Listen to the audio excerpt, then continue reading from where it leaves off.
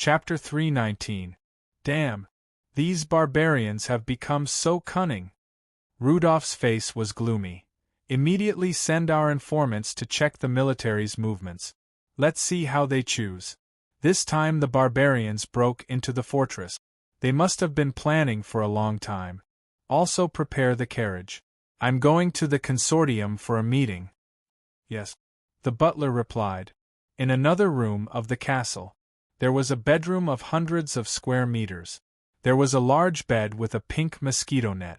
It was 5 meters long and 4 meters wide. The bed was padded with thick cotton velvet. The servants had to use a stick to make the bed. At the moment, a beautiful figure was sitting on the bed. She was using a pair of scissors to cut a card. There were 2 small figures on her feet. One was a man and the other was a woman. She was cutting a huge card in her hand. It looked like a castle building. On the other side of her hand was a law book. When she was tired, she would stop to rest and read the book. Mel family. In a luxurious office, a dark red carpet covered every corner of the room. The light golden curtains were decorated with hollow butterflies. The light from outside shone through the curtains onto the carpet. When the wind blew against the curtains, the butterflies seemed to be dancing on the carpet. All the decorations in the room exuded a sense of elegance and femininity. There used to be a portrait of a famous actress hanging on the ceiling of the room. Now it was replaced by a magnificent map. The map was square. It was the outline of the entire giant wall. The central area of the map was dark. The periphery was very small. It was sandwiched between the outer wall and the inner wall. It looked like a narrow sewage drain. There were 4 areas inside the map. In addition to the garbage dump, the other 3 areas were sequentially isolated. The drawing on the map was rather detailed. One could vaguely see the outlines of the buildings in each area, ranging from simple to prosperous. On the periphery of this area, there was an extremely small line and a black dot marking the symbol. Outside the symbol was a scarlet wasteland. Outside the wasteland was the outline of the giant wall. The 4 sides of the giant wall had a large number of color plates with small numbers written on them. Under this magnificent map sat a slender and delicate young lady. Her golden hair cascaded down her shoulders like a waterfall. Unlike the curly hair that most noble ladies liked, her hair was as straight as a pencil, and the bangs above her eyebrows were neatly cut. She was full of a capable and experienced temperament. She was dressed in dark red clothes with a black skirt on the outside. She was dressed elegantly like a lady. Her father used to sit in this position. Now she was sitting in this position. She was the young lady of the Mel family, Sarah Mel. Miss, the king's fortress has been broken. Will the military dispatch the guards to encircle it? A fair-skinned, big-eyed maid next to her asked in a low voice. She was dressed differently from ordinary maids. Her clothes were more neutral and full of heroic spirit. With her short brown hair, she looked like a slim and handsome young man at first glance. However, the bulging breasts in front of her chest betrayed her gender. Sarah Mel was sitting in a chair looking at the small map in front of her. She thoughtfully said, "If the guards are used here, then they will be able to force the barbarians to retreat. But the other fortresses will be attacked by the barbarians. The losses will be even greater. This is probably the first step of the barbarian strategy. Barbarians don't have the environment to learn knowledge. How can they be so cunning?" The maid was puzzled. Sarah Mel slowly said, "We humans are born to attack. It's just like how beasts are born to hunt. In a long battle, if they don't grow, they would have been eliminated by us long ago. This time, they dared to invade during the Day of Blessing. The strategists among these savages are far smarter than we thought. I'm afraid this will be a long and drawn-out battle. Damn soldiers, they can't even defend a fortress." The maid didn't have much fear in her face as she saw her angry face. She just said in a worried tone, "If it is a protracted war, then the losses to our consortium will be too great. The position behind the king's fortress is the Red Maple Mountains. It is the mining area of our melon consortium.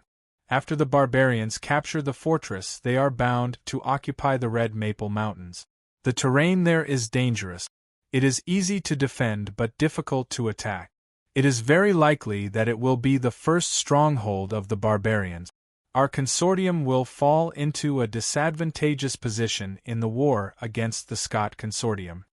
Cerimel looked up at her and smiled. You didn't follow me for so long in vain. You have a good perception. The maid was startled. It's all thanks to you, Mississippi, Cerimel smiled. Then I'll take this opportunity to test you.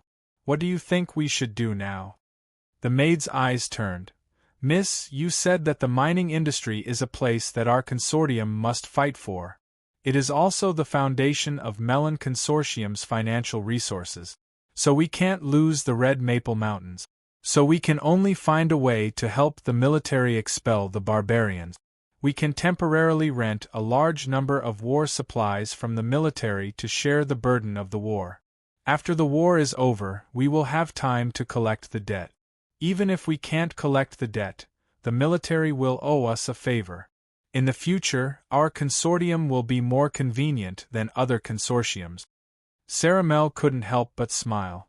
You little devil, this idea is good. The maid's eyes lit up. It's all thanks to you, Mississippi. Sarah took back her eyes and said, the idea is good, but it's not feasible.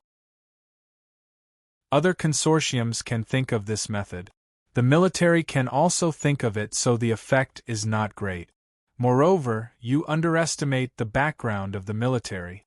If the time comes, they can immediately send the Imperial Guards to expel the barbarians and plug the gap in the fortress. The maid was startled. Then, why didn't the military act? If we let the barbarians ravage, then the reputation of the military. Lisa, you have to look at the long term. Just a little bit more and it will be enough. Cerimel's finger gently tapped on the table. Each of our consortiums, including the military, have to face more than one enemy. In this world, everyone is an enemy. You have to remember this sentence. Therefore, some cards can't be exposed until the critical moment. As for reputation, the eyes of the masses can see what we want them to see. Who knows what we don't want them to see? The heroic-looking maid called Lisa was startled. She lowered her head and said, Miss, you are smart. At least I am better than my brother. Cerimel's eyes flashed. He only knows how to work for the Holy Church. What is the use of being a knight of light? He is just a lackey of power. Lisa's face slightly changed. She didn't dare to say anything. Get ready. Uncle Rudolph should be impatient to hold a meeting to discuss how to solve the problem. The Red Maple Mine is the property of the Bourron family. If they lose it, then how will they be able to be on equal footing with our Mell family in the future? If it wasn't for Rudolph's short-sightedness, then the most talented architect in history, Dean, would have been a member of our consortium. At that time our consortium would unify the economic wealth outside the giant wall. Wouldn't it be a matter of time before we unify the wealth outside the giant wall? What a vulgar guy! Cerimel coldly snorted. Lisa nodded again and again. She secretly looked at Cerimel but didn't say anything. Temple of Elements. Apostle Castle. This was the place where architects who were below master level would receive orders. Dean showed his identity medal and entered the temple. He went through a series of procedures and finally received his senior architect medal. He also got an additional production fund of up to 50,000 gold coins. Although this amount of money wasn't much for him, the price of the lightning rod could reach more than 500,000 gold coins. But as a bonus it was extremely high. In addition to the bonus, he was transferred to a new castle. There was a separate research room. He didn't have to worry about being disturbed by the people next door or upstairs or downstairs. Dean took the things back to his room.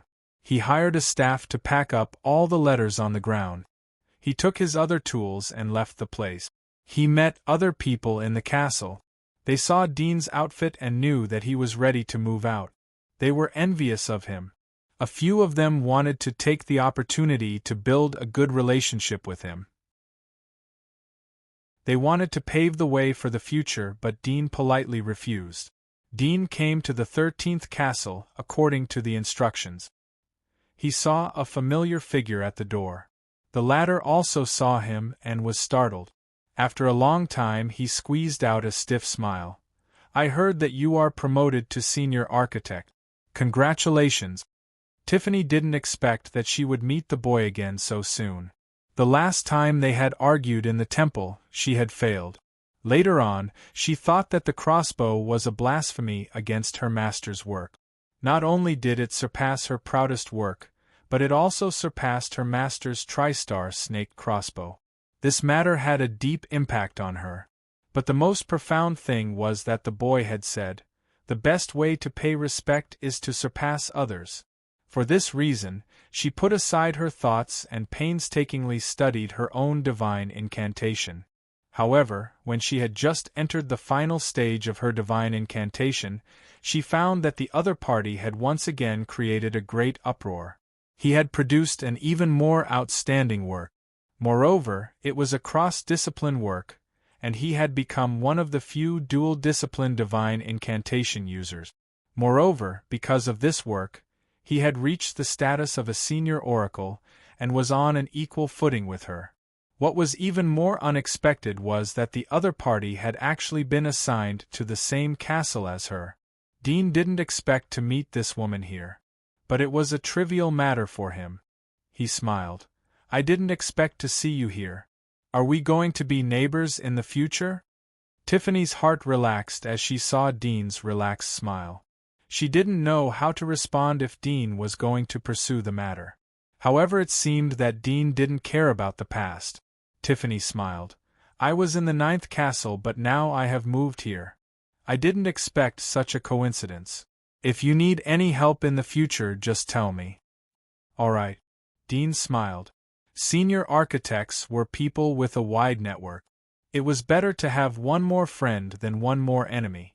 Tiffany saw the staff of the temple behind Dean holding a huge bag. "You have just arrived. Which building? I'll take you there." "It's all right. I'll find it myself. Don't mention it. I don't need this." Tiffany smiled. Dean didn't refuse anymore.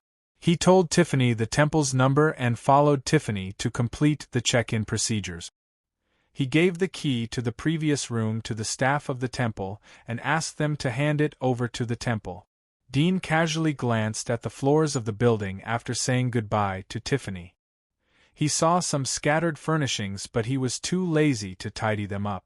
For him, this was just a temporary foothold. His goal was to reach higher. Dusk. Dean saw the servant of the Ryan family standing in the hall waiting for him when he returned to the castle. The servant saw Dean and immediately came forward to greet him. Dean went out of the hall and returned to the Ryan castle with the servant. 2 hours later, Dean appeared on the 2nd floor of the Ryan castle. Sander was also present in the study room of the old patriarch. "I've just heard about it." Old Fulin lowered his voice. "The king's fortress has been broken. I heard that it was broken this morning. The barbarians should have marched to the Red Maple Mountains behind the fortress. If the military moves fast enough, then they can stop them before they enter the Red Maple Mountains. But if they are slow, then it will be a long war." The surprise on Dean's face receded a little bit. His eyes flashed slightly. He frowned and pondered. Is the Red Maple Mountains ownerless? Or does it belong to a consortium? "It's the territory of the Mellon family," Old Fulin replied. Dean was startled and lost in thought. Old Fulin and Sander looked at each other. They didn't make a sound as they waited for the youth. Dean looked up. "How much do you know about the barbarians?" Old Fulin and Sander were startled. Old Fulin said, "Do you want to help? This isn't something we can intervene in. The barbarians are extremely fierce. They are led by military counselors. They are brave and good at fighting. Their physique is far stronger than our soldiers. Moreover, there are some crazy blood barbarians among them. They have amazing physique and are as terrifying as hunters. Moreover, their strength is greatly increased when they are enraged. They are like beasts and are extremely difficult to deal with." Dean's eyes slightly moved as he pondered. After a moment he stood up. We will pay attention to this matter for a few days. The Melon Consortium is bound to keep an eye on our recent actions. You don't need to do anything. I will handle it. Old Foulin looked at him and nodded. I'll leave it to you. Dean nodded slightly, put on his coat and turned to leave. Old Foulin wanted to send him downstairs but was stopped by Dean. Let Uncle Sander send me. You should go back and rest. Old Foulin's eyes saw the servants in the hall. He hesitated for a moment but nodded. Dean told the coachman to go to a nearby hotel after leaving the Ryan family. It's too late. I won't go back to sleep tonight. I'll rest here. He opened 2 rooms, one for the coachman and the other for himself. Chapter 320. It was curfew time. Dean moved along the street at full speed. He avoided the patrolling soldiers in advance by relying on his keen hearing. It didn't take long for him to reach a small town on the outskirts. It was a rundown town. The soldiers on duty had a meager salary. They were chatting and dozing at the entrance of the town. After the curfew, they were too lazy to care about anything else. Dean came to the butcher's house, put on a mask, and still bought an iron-back pig. The head of the butcher's house was a middle-aged man who had already recognized Dean. He was not surprised to see Dean dressed like this. He suspected that Dean was a thief, so he politely handed the iron-back pig that had been slaughtered in advance to Dean. His youngest son did not sleep. When he came out and saw Dean, he screamed in fear and was scolded by the butcher. His wife immediately took the child to the room and closed the door. Only whispers came out. Ordinary people could not hear them, but they could not escape Dean's ears. Dean listened to his wife's words while trading. Seeing that no one was talking about him behind his back, he was relieved. He put the iron-back pig into a sack with thick thread and turned to leave. The middle-aged butcher was deeply awed by the power shown by this action. He remembered Dean's warning more and more. He didn't dare to expose the trade between the two. After all, if this matter was spread out, he would also be punished by the law. Dean followed the river outside the town and left the town from the side. He didn't see any patrolling soldiers along the way. After entering the wilderness, he quickly went to the fortress where he had repeatedly sneaked into. Today was different from usual. Looking from afar, there was obviously a team of soldiers on the fortress. The smell of different people was much stronger. Dean observed for a moment, found a gap, and climbed over the wall with ease. After sneaking out of the fortress, duty immediately went along the wilderness to the dilapidated building. Dudian saw Splitter in the tungsten steel cage as he came to the basement of the building. The latter also saw him and stood up from its sleeping position. Its scythe-like arms touched the tungsten steel cage. Ding, ding, ding. It sounded like countless swords were hitting against each other. Dean took out a dagger and, as usual, cut the iron-back pig into several pieces and threw them to it. The little Splitter looked at the iron-back pig that was thrown into its stomach and happily enjoyed it. It didn't take long for the whole iron-back pig to enter its stomach. After eating, it sat down and rested again. It seemed as if it knew that there wouldn't be any more food. Dean was happy to see that it didn't roar at him. He didn't carry Splitter's bloodshell, so he didn't have the smell of Splitter. But the little Splitter seemed to know him. Even if he was close to the cage, it didn't arouse its fierceness. Dean smiled as he sat beside the cage and chatted with it for a while. Although he knew that it couldn't understand him, but because of this, he was able to open his heart and speak his mind without any scruples. In this bleak and cold night, in this dilapidated house on the barren mountain, a man and a beast were whispering to each other. Dean said goodbye to Splitter after half an hour. He blocked the hole outside the basement and left the broken house. He went in another direction towards the death passage that he had rented. There was a fortress in the middle of the passage to the giant wall. It was guarded by knights of the Holy Church to prevent the hunters from sneaking into the city. After all, it was difficult to rely on the military fortress to prevent the hunters from sneaking into the city. Especially the hunters who had special lurking abilities. Dean stopped in front of the light fortress. He took out a high-powered telescope to observe the situation. Everything was as usual. It seemed that the destruction caused by the little splitter was just an illusion. He hesitated for a moment and gave up the idea of taking the risk. He turned around and left. Only now did he realize how difficult it was to be alone. If he had an acquaintance in the Holy Church, all he needed to do was call, and he could sneak over. This was what other consortiums had. This was the foundation of their power. Dean went diagonally to another fortress. It was the King's fortress that had been breached by the barbarians. It took him more than an hour to reach the King's fortress. He saw some scattered barbarians along the way. They were marching towards the direction of the King's fortress. Dean didn't attack. Although he couldn't find any information about barbarians in the library and knew very little about barbarians, but he knew that the spoken language of barbarians was different from that of the fortress. It would be difficult to interrogate them. If he met a high-ranking barbarian, then the other party might know some of the living area's language and know enough about barbarians, then he would be able to kidnap them. Dean smelled the thick smell of blood from the grassland by the time he was 10 kilometers away from the King's fortress. It was pungent and choking.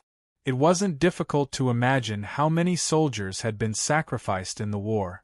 He sneaked about 8 kilometers into the fortress. He could see the outline of the fortress from afar. He saw that one of the tall walls had collapsed. A lot of hazy black figures swayed and entered the fortress through the gap. Dean's eyes lit up. He didn't expect that the military wouldn't be able to take back the fortress. Moreover, he didn't hear the sound of military drums and fighting. Did the military give up the fortress? Behind this is the plain, which leads directly to the living area of the commercial district. There are nobles and rich merchants living there. The military should be carrying out the final defense on the wall of the residential area. Once the wall is breached, the barbarians will be like wolves in a flock of sheep. The casualties will be uncountable. Dean's eyes lit up. Although the military should be able to hold on, but the barbarians couldn't be underestimated. In any case, the first people to be sacrificed were the nomadic civilians who lived on the plain. Although there were only some scattered villages and small towns, but the population was at least tens of thousands. If the military didn't counterattack, then it meant that the residents of the plain would be abandoned by the military. Dean's eyes narrowed as an idea came to his mind. He turned around and quietly left. It was early in the morning when Dean returned to the hotel. He woke up the coachman and went directly to the temple. Dean went straight to the temple and bought 100 kilograms of materials. He found another thing. How much do you need to exchange for gold coins? The person behind the counter was still the same youth. Dean was wearing a mask, but he recognized him. It will only cost 10 gold coins for 1 drop. Dean immediately said, "Give me 2 bottles." The youth was slightly stunned before he bitterly smiled. "With your authority, you can only purchase 1,000 drops at a time. That's the amount of 1 bottle." Dean frowned. "All right, I'll give you 1 bottle." The youth's mouth twitched. He knew that Dean had recently developed a new invention, so he didn't lack money. "All right, fill out the form and I'll apply for it for you." Dean filled out the form, paid the money and turned to leave. Dean got off the carriage and went to the 13 castles. He asked the coachman to wait for him. He was stopped by the staff of the temple. "Hello, are you Mr. Dean?" Dean nodded. "This is the invitation letter for you." The staff respectfully handed out a letter. Dean was surprised as he took the letter. There was no signature on it. He didn't open it on the spot. He took out the letter and glanced at it. It was a letter from the 13 castles. They were inviting him to participate in the symposium held in March. The date was 3 days later. The invitation letter was sent 3 days in advance. Most of them wanted to give the architects a buffer time so as not to delay the creation of the invention too suddenly. Dean put away the letter and picked up the bag of letters on the ground. He was ready to go back to the castle and slowly open it. Ryan Castle. Second floor. 3 figures came to old Fouline's study room and knocked on the door. The door opened. Sander was the one who opened the door. Old Fouline had arranged a middle-aged maid to stay in the hall because of his old age. Sander was personally in charge of his daily life. Come. Sander smiled as he saw the 3. The 3 were flattered. Greetings, young patriarch. Sander smiled and invited the 3 into the room. Old Fouline was sitting on a rattan chair in the study room. He smiled as he looked at the 3 of them. Your friend Dean has sent you a letter. He wants you to help him. He is short of manpower. You have been with me for a long time. You have seen the basic etiquette, preferences, rules, clothing brands and luxury items of the aristocracy. Now Dean needs you. I hope you can assist him. The 3 were Barton and the other 2. They nodded as they heard Old Fouline's words. Old Fouline smiled. Go and say hello to him for me. Yes. Barton replied. The 3 left the study room and went downstairs. They sat in the carriage of the Ryan family. Barton lowered his voice. We can finally do big things with Dean. Well, Joseph grinned. It's uncomfortable to live in this aristocratic house. In the future, we can't call him Dean anymore. Otherwise, we'll expose our root. Well, in the future we will call him Mr. Dean or Master. Although we came out with him, but without Dean there wouldn't be the life we have today. In the past I wouldn't have thought that we would be able to use silk to make rags, milk to wash our faces, and even a small stone would be worth hundreds of thousands of copper coins. Compared to now we are simply raising pigs. Crone's face lit up as he spoke. Barton smiled and said, You're wrong. The pigs here eat much better than us. They have meat for every meal. Joseph laughed. Dean, oh no. I should call him young master. He said that he will lead us to great things in the future. Now he is a senior architect of the Temple of Elements. He reports to us every day. He is like a dazzling pearl. We didn't make the wrong choice. We will have good days in the future if we follow him. Crone smiled. We can't run away from good days. But don't forget the reason why young master brought us here. The first reason is that he trusts us. The second reason is that we have a clean background. It's convenient for us to do things. The last few times young master asked us to do those things. I guess it will be the same in the future. If we make a mistake, then... Barton's expression turned serious as he said, What we're doing is shameful. If we're exposed and arrested, we can't drag the young master into this. Without him, we wouldn't be here today, and there wouldn't be a Barton. Joseph and Crone looked at each other. Crone said, Do you think we are the kind of people who would betray our brothers? Barton's expression softened. Of course I understand you. Let's not talk about this. We are almost there. Be careful of the walls. Well. Joseph nodded. He should be watched by all parties. There are many spies of other consortia outside the castle. Master, 3 people have come to see you. Nicholas entered the room and reported. Dean casually said, Let them in. Yes. Nicholas turned and left. After a moment, he came back with Barton and the other 2. Dean stopped reading the letter and looked at the 3 of them. There were obvious changes in the 3 of them after a long time. They were no longer timid like they used to be. Their clothes were relatively plain, but they had their own temperament. At first glance it was hard to associate them with the slums. But if he looked closely he could see the flaws in their bodies. For example, Barton had a small lump on his neck. This was an obvious change caused by radiation. Crone's left hand only grew to his elbow. Half of his sleeve was empty. He was a disabled person. Dudian knew that nicotine should have noticed it as well. He looked at the 3 calmly. Long time no see. Sit down. Although Barton and the other 2 knew that Dean had the same origin as them, but now that they saw him, the latter's temperament made them feel restrained. It was difficult to call him by his name like before. Barton sat on the chair next to Dean and said, "Dean, Master, what do you want from us?" Dean glanced at him. He didn't correct Barton's address. Instead, he was quite satisfied. Of course, it was not because of his vanity, but from this small matter, he could see that the three of them had indeed grown up. Their characters were a lot more cautious. They didn't recklessly expose their close relationship. He immediately asked, "Barton, do you believe in Holy Church?" Barton was startled.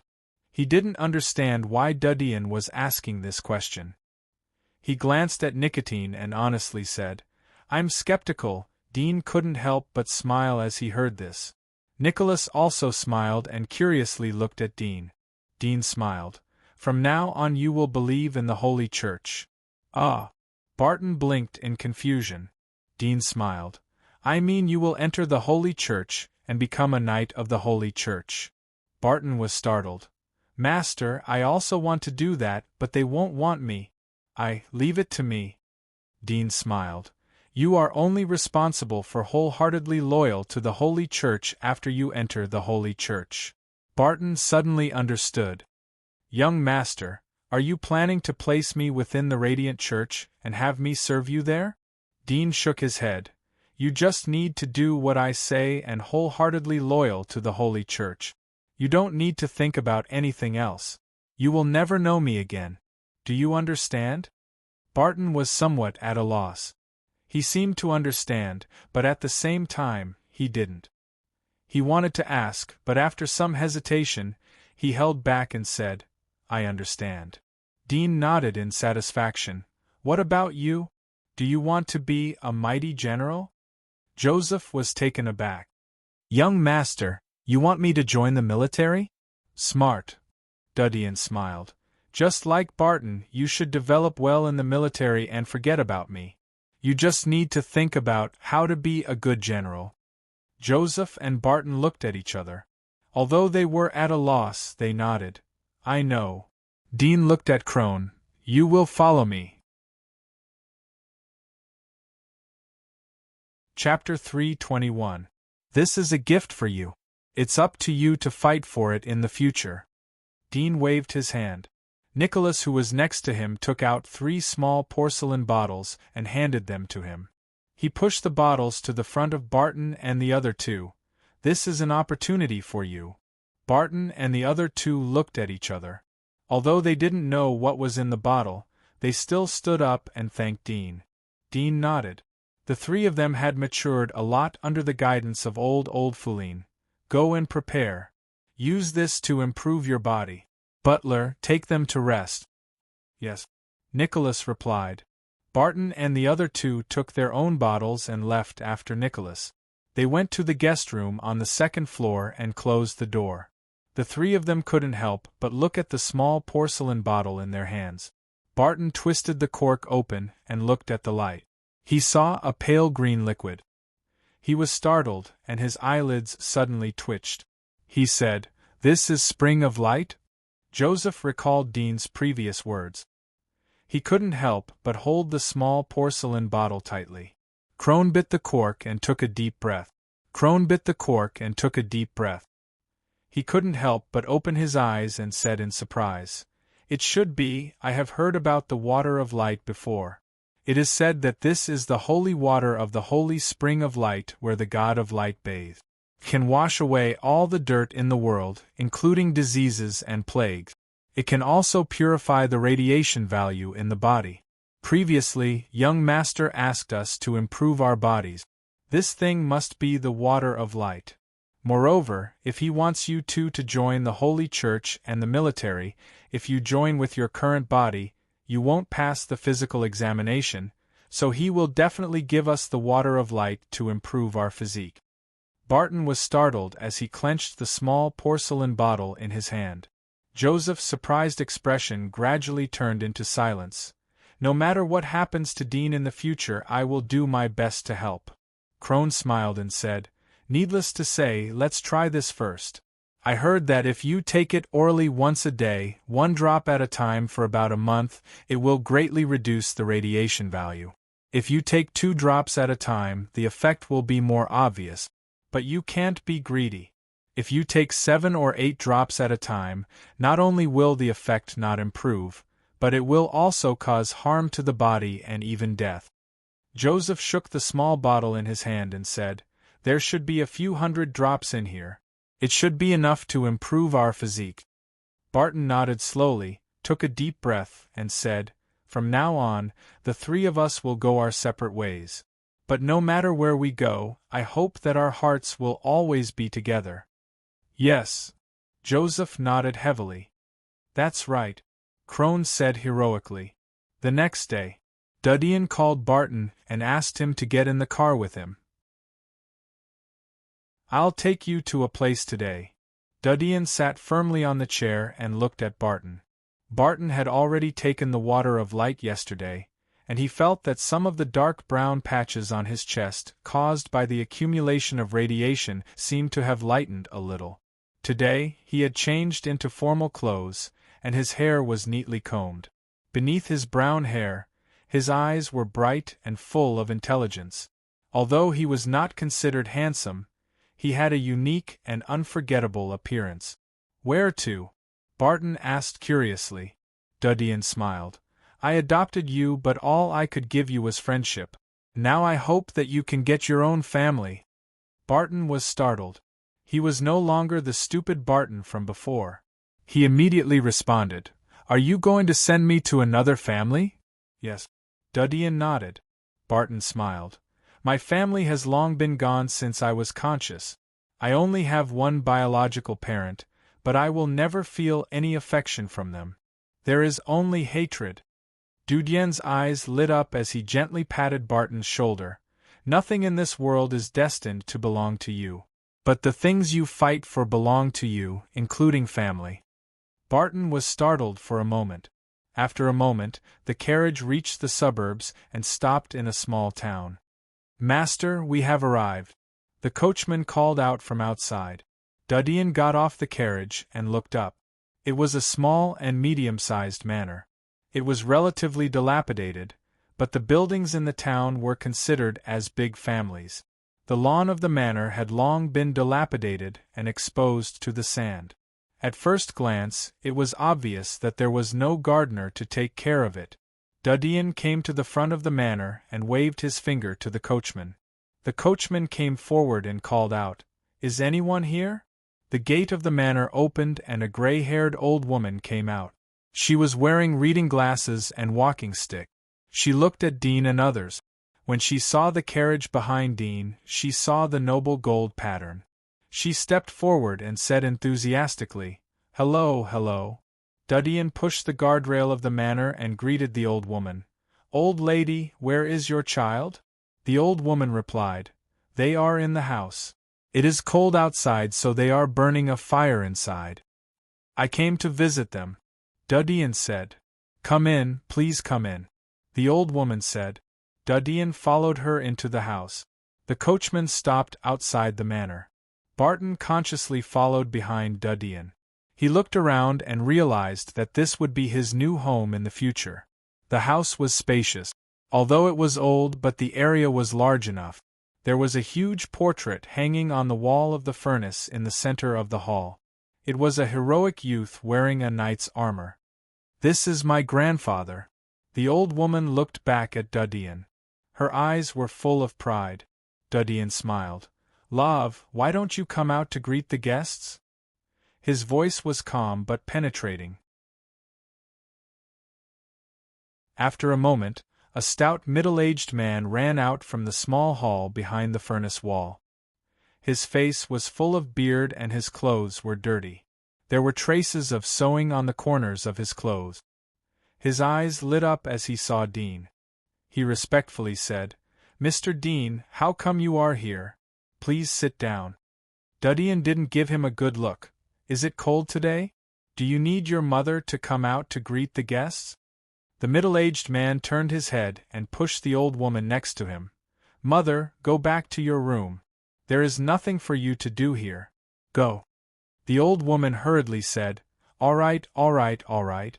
You talk. Son, talk nicely. Be polite." With that said, she was pushed out of the hall. Dean looked around. It could be described as a poorhouse. The paint on the walls had fallen off. The hanging old clock had long stopped swinging, but it was not repaired, so it was full of dust. The middle-aged man saw Dudian looking around. He took out a chair and wiped it with his sleeve. "Mr. Dean, please sit down." Dean didn't bother to be polite with him. He pulled a chair and sat down. "Your great-grandfather was a knight who galloped on the battlefield. The foundation he left behind has been passed down to your generation. The spirit of the knight has been contaminated with dust. It's unsightly." The middle-aged man was embarrassed. He didn't dare to answer. Dudian saw the middle-aged man's appearance. He knew that his self-esteem had long been humble. He lost interest in talking. He pointed to Barton. "This is the person I'm talking about. From today, he will be transferred to your name. He is your son. He will inherit your surname." The pudgy middle-aged man looked at Barton and suddenly saw that something was wrong. He said awkwardly, "Lord, do you see, although I promised to accept this person as my son, after all, I have to pay legal responsibility, and this should be a boy from the slums, this. Dudian glanced at him. He took out a stack of gold notes from his pocket. He took out 10 of them. Each of them had a denomination of 100 gold coins. 10 of them were 1,000 gold coins. He said, "This is for your care. It's not a one-time payment. It's only for a year. Do you understand?" The middle-aged man's eyes lit up when he saw the gold note. But when he heard Dudian say that it was only for a year, his eyes widened. He quickly said, "I understand. I understand everything you said. I'm willing to transfer even 100 of them." "Haha, Mr. Dean is really generous." Dudian raised his hand to stop him. "But remember, if you reveal too much, then you won't have a good time." The middle-aged man said, "I can absolutely guarantee that I will keep my mouth shut. I won't leak even half a word." Dudian turned to Barton. "From today on, you will follow his surname. Herr Barton. I'll come back to see you in a month. I hope that you have integrated into the family. I'll take you to the night assessment." Barton looked at the ugly middle-aged man in front of him. He didn't expect that this man would be his nominal father. He looked at Dudian. "I'll take care of it." Dudian nodded. He got up and tightened his coat. He left the hall. "Mr. Dean, please sit for a while." The middle-aged man called out as he chased after Dudian. Dudian didn't look back. He waved his hand and went out of the manor. He got on the carriage and left. After returning to the castle, Dudian called Joseph to the carriage and took him to another family. This family was also down and out. The ancestor of the family was a war hero. Although he wasn't a particularly well-known hero, but he was a little hero who had won the banner of bravely kill the enemy. He was an excellent soldier. He was a lieutenant. His foundation wasn't deep. Perhaps he didn't handle the relationship well. After his death, the family was weak from the peak. Now there was only an ancestral house and a banner hanging in the middle of the hall. Every day there would be servants to clean the dust. Although it was faded and somewhat broken, it still looked clean. It was the same as the previous Hull family. In addition to wealth, this family had declined. Dudian had personally selected this family, so he was mentally prepared. This was one of the reasons why he chose this family. After settling Joseph in this family, Dudian left the place. The rest of the matters were left to them. Dudian called Crone back to the castle. One of the reasons was that Crone's arm was deformed. One of the reasons was that Crone had a deformed arm. It would be difficult for him to work with one arm. "This is for you." Dudian took out a stack of gold notes and gave it to Crone. The total value was tens of thousands of gold coins. "Select a group of excellent and capable people to form our own intelligence network. Ask me if you don't understand anything." Crone's eyes lit up as he saw the gold note. He swallowed his saliva. Master, I don't need so much. The purpose of money is to buy capable people. Dudian replied. Crone put away the gold notes. I'll be strict with the selection. Dudian waved him back. 2 days later, Dean went to the castle every day to collect 100 pounds of materials. He was ready to return to the castle when he remembered the invitation letter he received last time. He immediately went back to the castle. Dudian went to the main building in the middle of the castle and asked, Is everyone here? The staff in front of the temple recognized Dean. Architects have been here for a long time.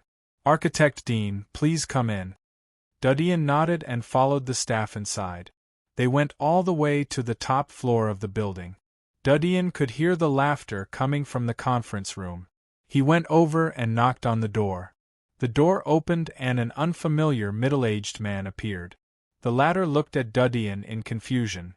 Architect Dean, who won the Epoch Medal? Dudian nodded with a smile.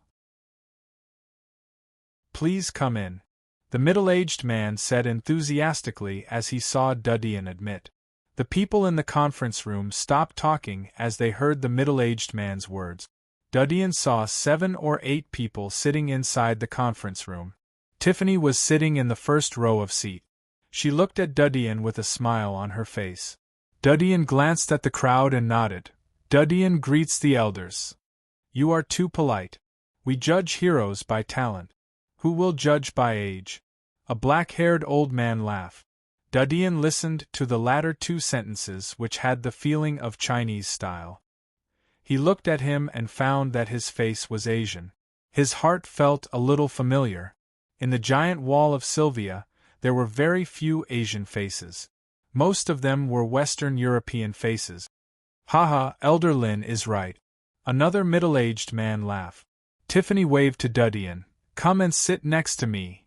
Come and sit next to me. Don't, I have an empty seat. The others said enthusiastically. Dudian smiled and sat down next to Tiffany. I heard that today is the seminar. It's my first time to participate in it. I hope you can forgive me if I don't understand the rules. It's a small matter.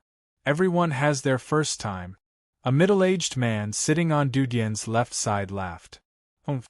A middle-aged man with a hooked nose snorted. Everyone knows that today is the seminar. I thought that today is a bootlicking session. If you don't want to talk about inventions, then I'll go back.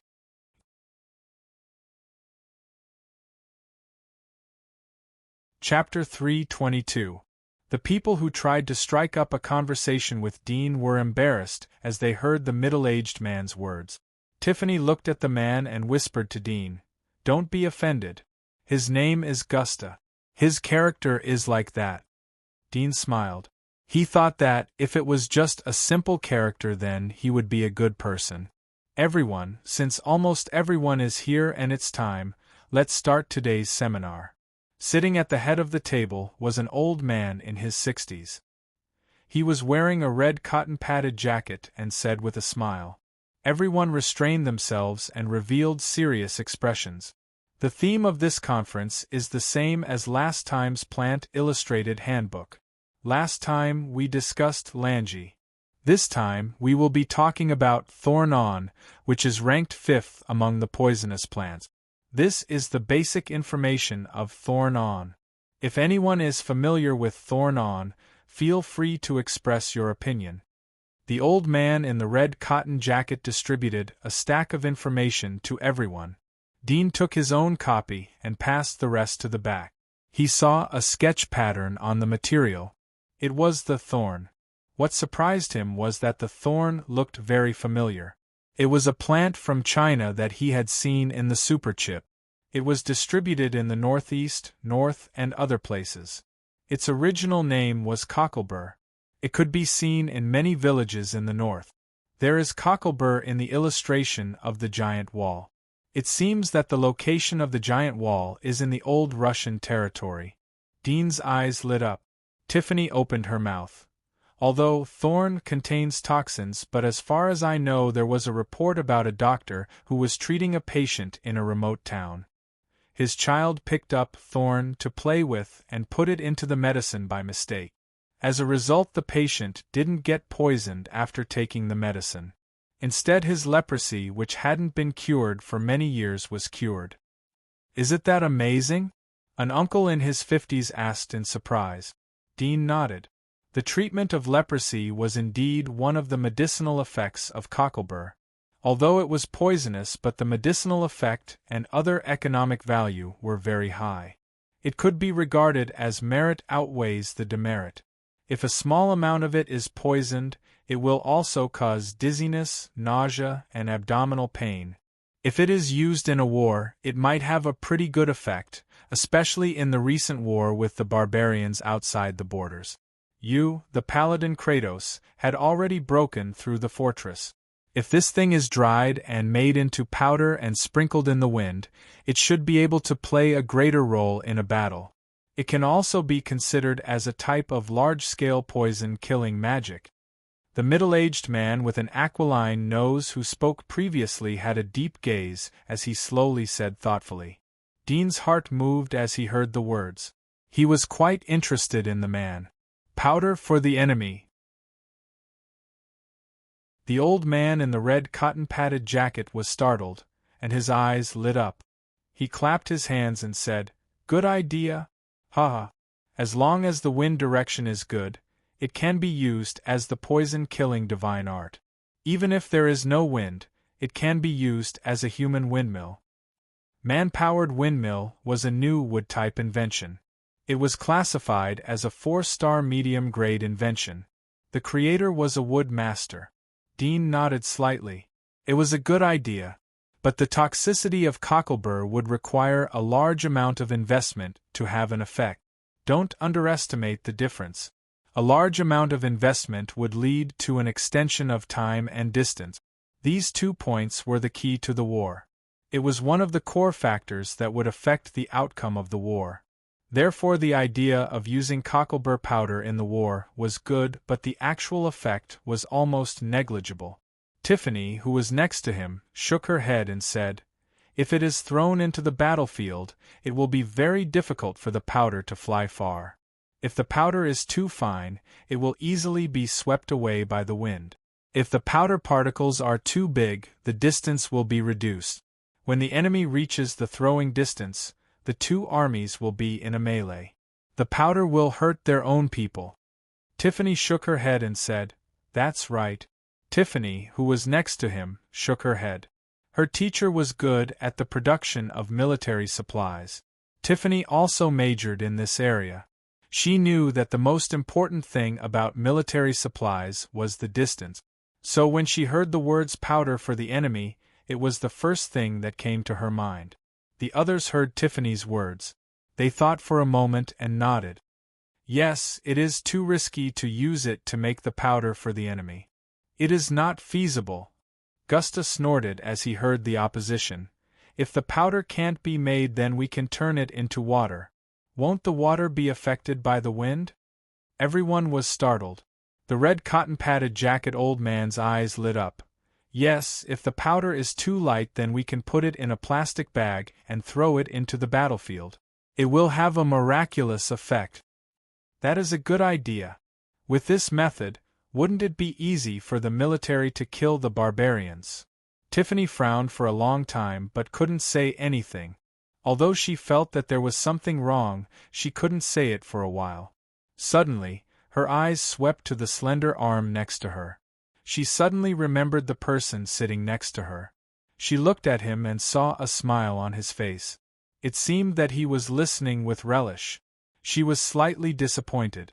After all, he was too young and his foundation was too shallow.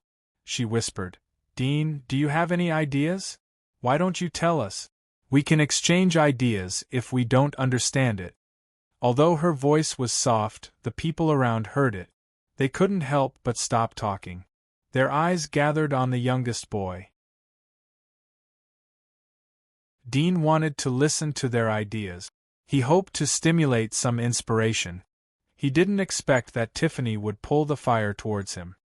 He sighed in his heart but smiled as usual. "I have been greatly inspired by the elder's words.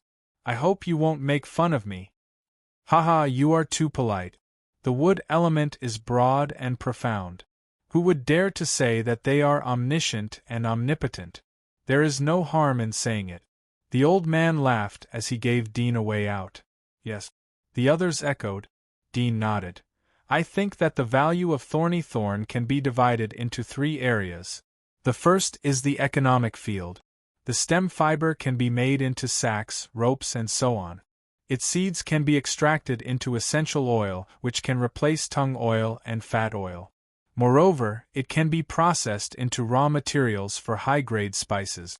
In addition, its powder isn't only used on the battlefield. In daily life, it can be used as insect repellent powder. These are the economic values it provides. The second point is the medicinal value.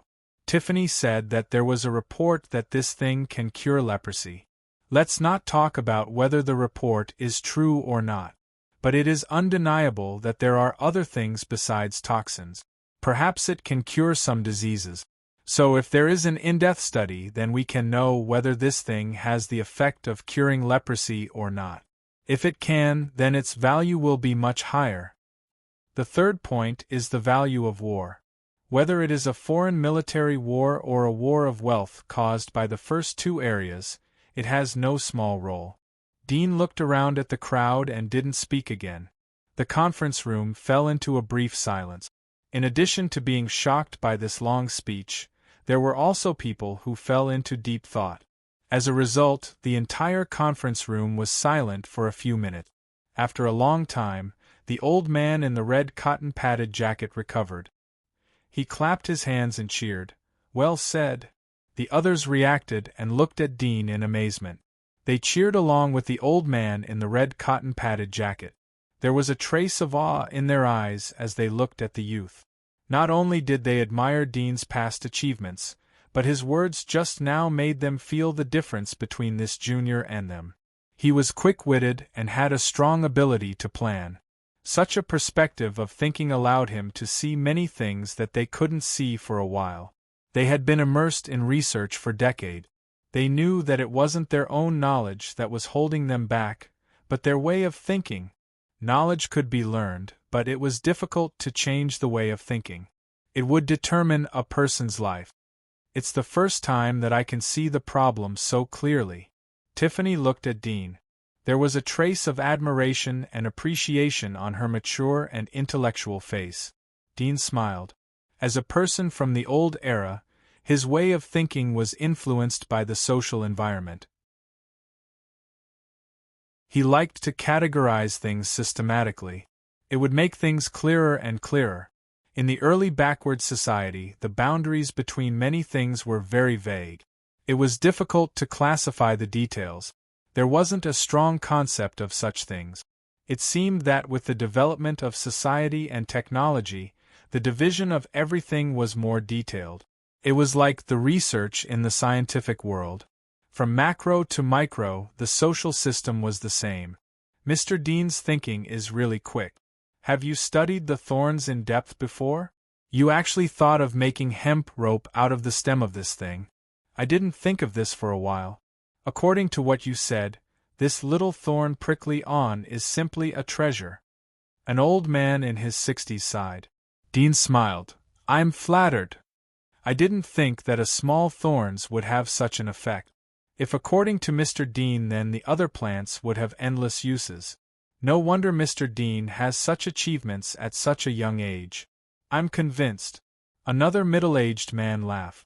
The old man in red jacket smiled. Today's seminar is over. I think the ranking of thorns in the Plant Illustrated Handbook will change. Mr. Dean's analysis of thorns is so thorough. Dean was helpless. He thought that he would be able to hear something interesting today. He didn't expect that it would be a compliment to him. He sighed, but still maintained a smile on the surface. That's all I have to say. I'll listen to the seniors. The old man in red jacket laughed. You don't have to be modest. We are senior architects. Do you have anything else to add about thorns? Everyone looked at each other.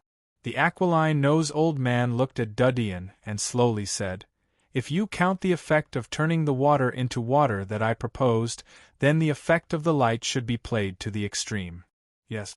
The old man in his 60s nodded in agreement.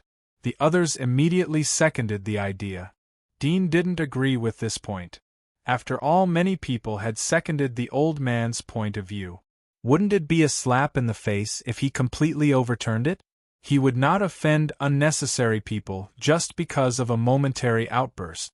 Moreover, in real life, people would not submit to you just because you were powerful.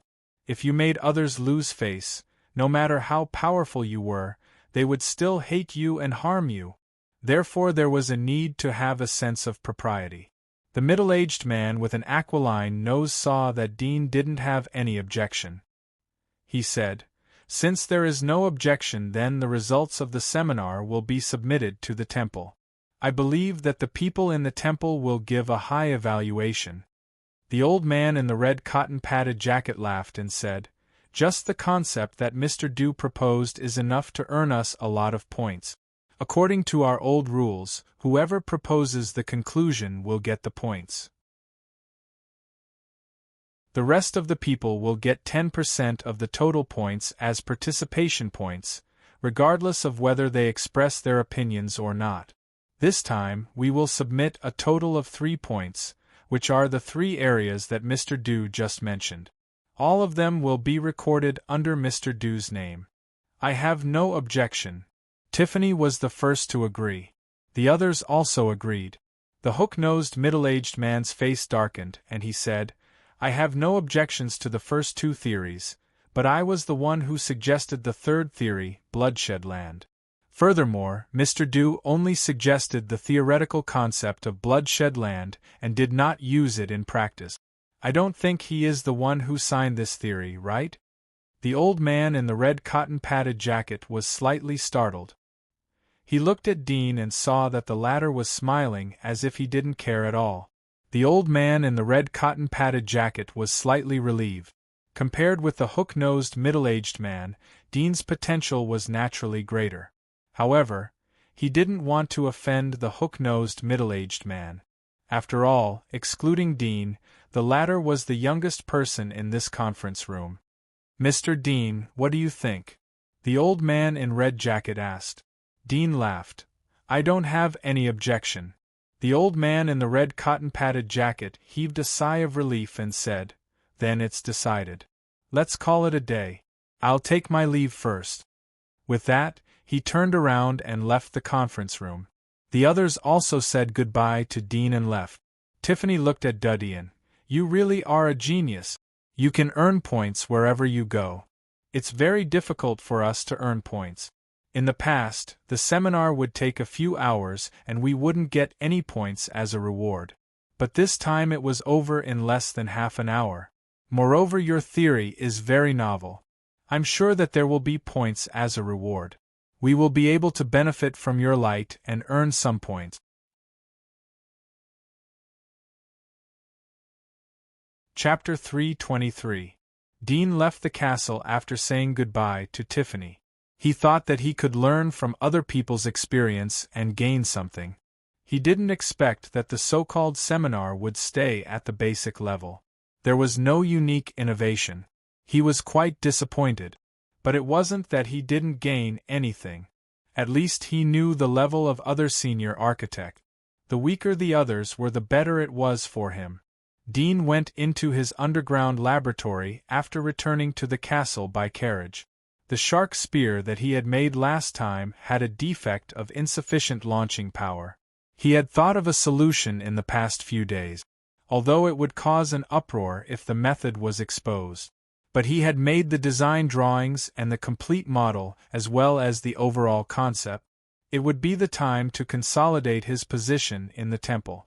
Moreover, he needed to use his identity as a member of the temple in order for Barton and Joseph to smoothly enter the military and the Holy Church. The Temple of Elements. In a certain castle. Quipos sat in the chair and gently rubbed his neck. He threw the thesis in front of him aside. Since he had passed the age of 60, his health had been deteriorating day by day.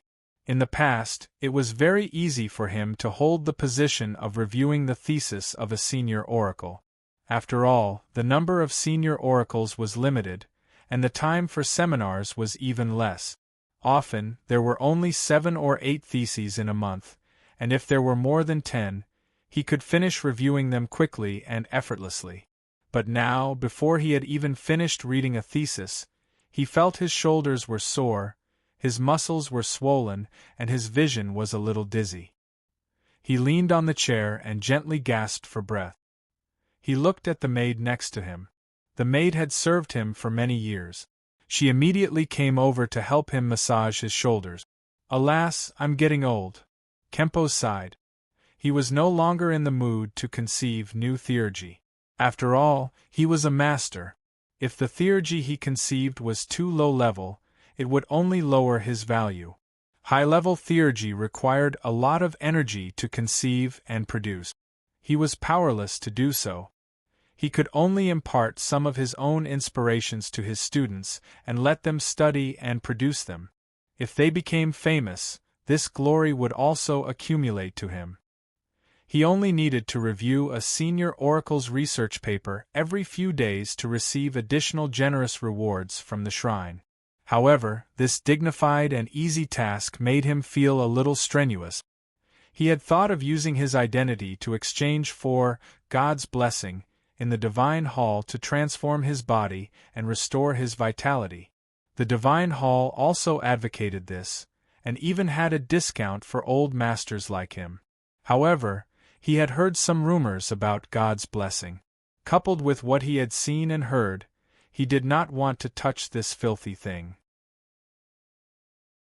Even if the latter could bring him a body full of power and a long life, he did not want to touch it. "Master, this is the monthly thesis of the 13th castle."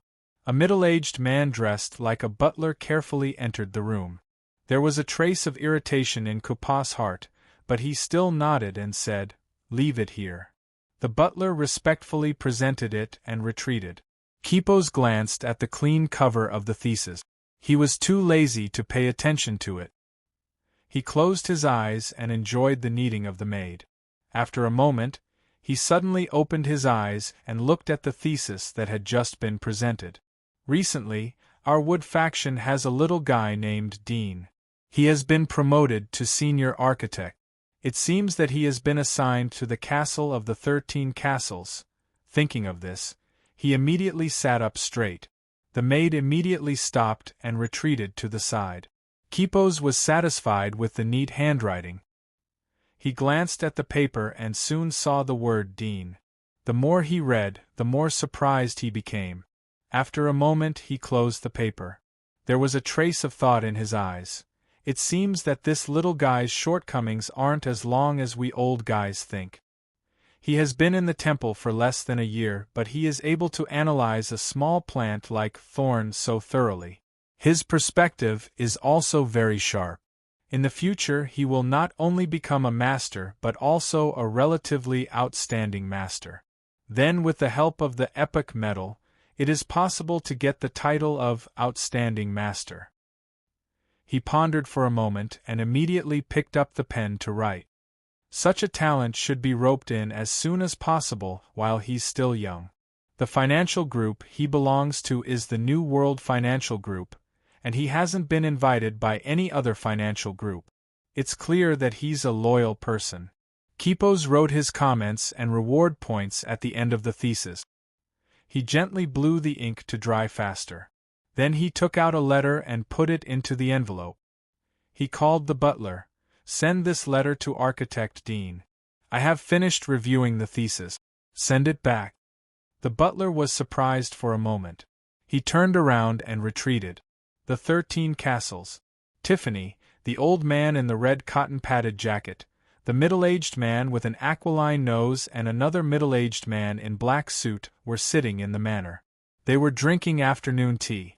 They were chatting about their own insights and curiosity. Since the emergence of the metal alloy, steel and alloy materials have quickly occupied the market. Our wood appliances and inventions have fallen behind. Even our bows have fallen behind. In the past, we used to use wooden bows. But now those guys from the metal family are trying to use steel to make bows and strings. Humph! They don't even think about elasticity. Another middle-aged man in black suit snorted. Tiffany nodded slightly. She had a deep understanding of the situation. The elimination of wood from the market was a big blow to the architects of wood element.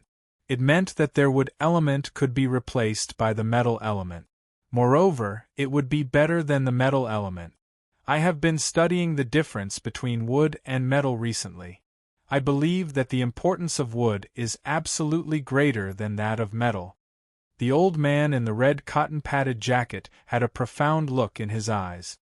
His life's hobby and energy were dedicated to wood. His feelings towards wood were deep in his bones. When he was young, he would hug wood to sleep every day. He couldn't accept that cold metal could replace wood. The middle-aged man with an aquiline nose snorted. He was about to say something when suddenly a carriage came from outside. A man came down from the carriage.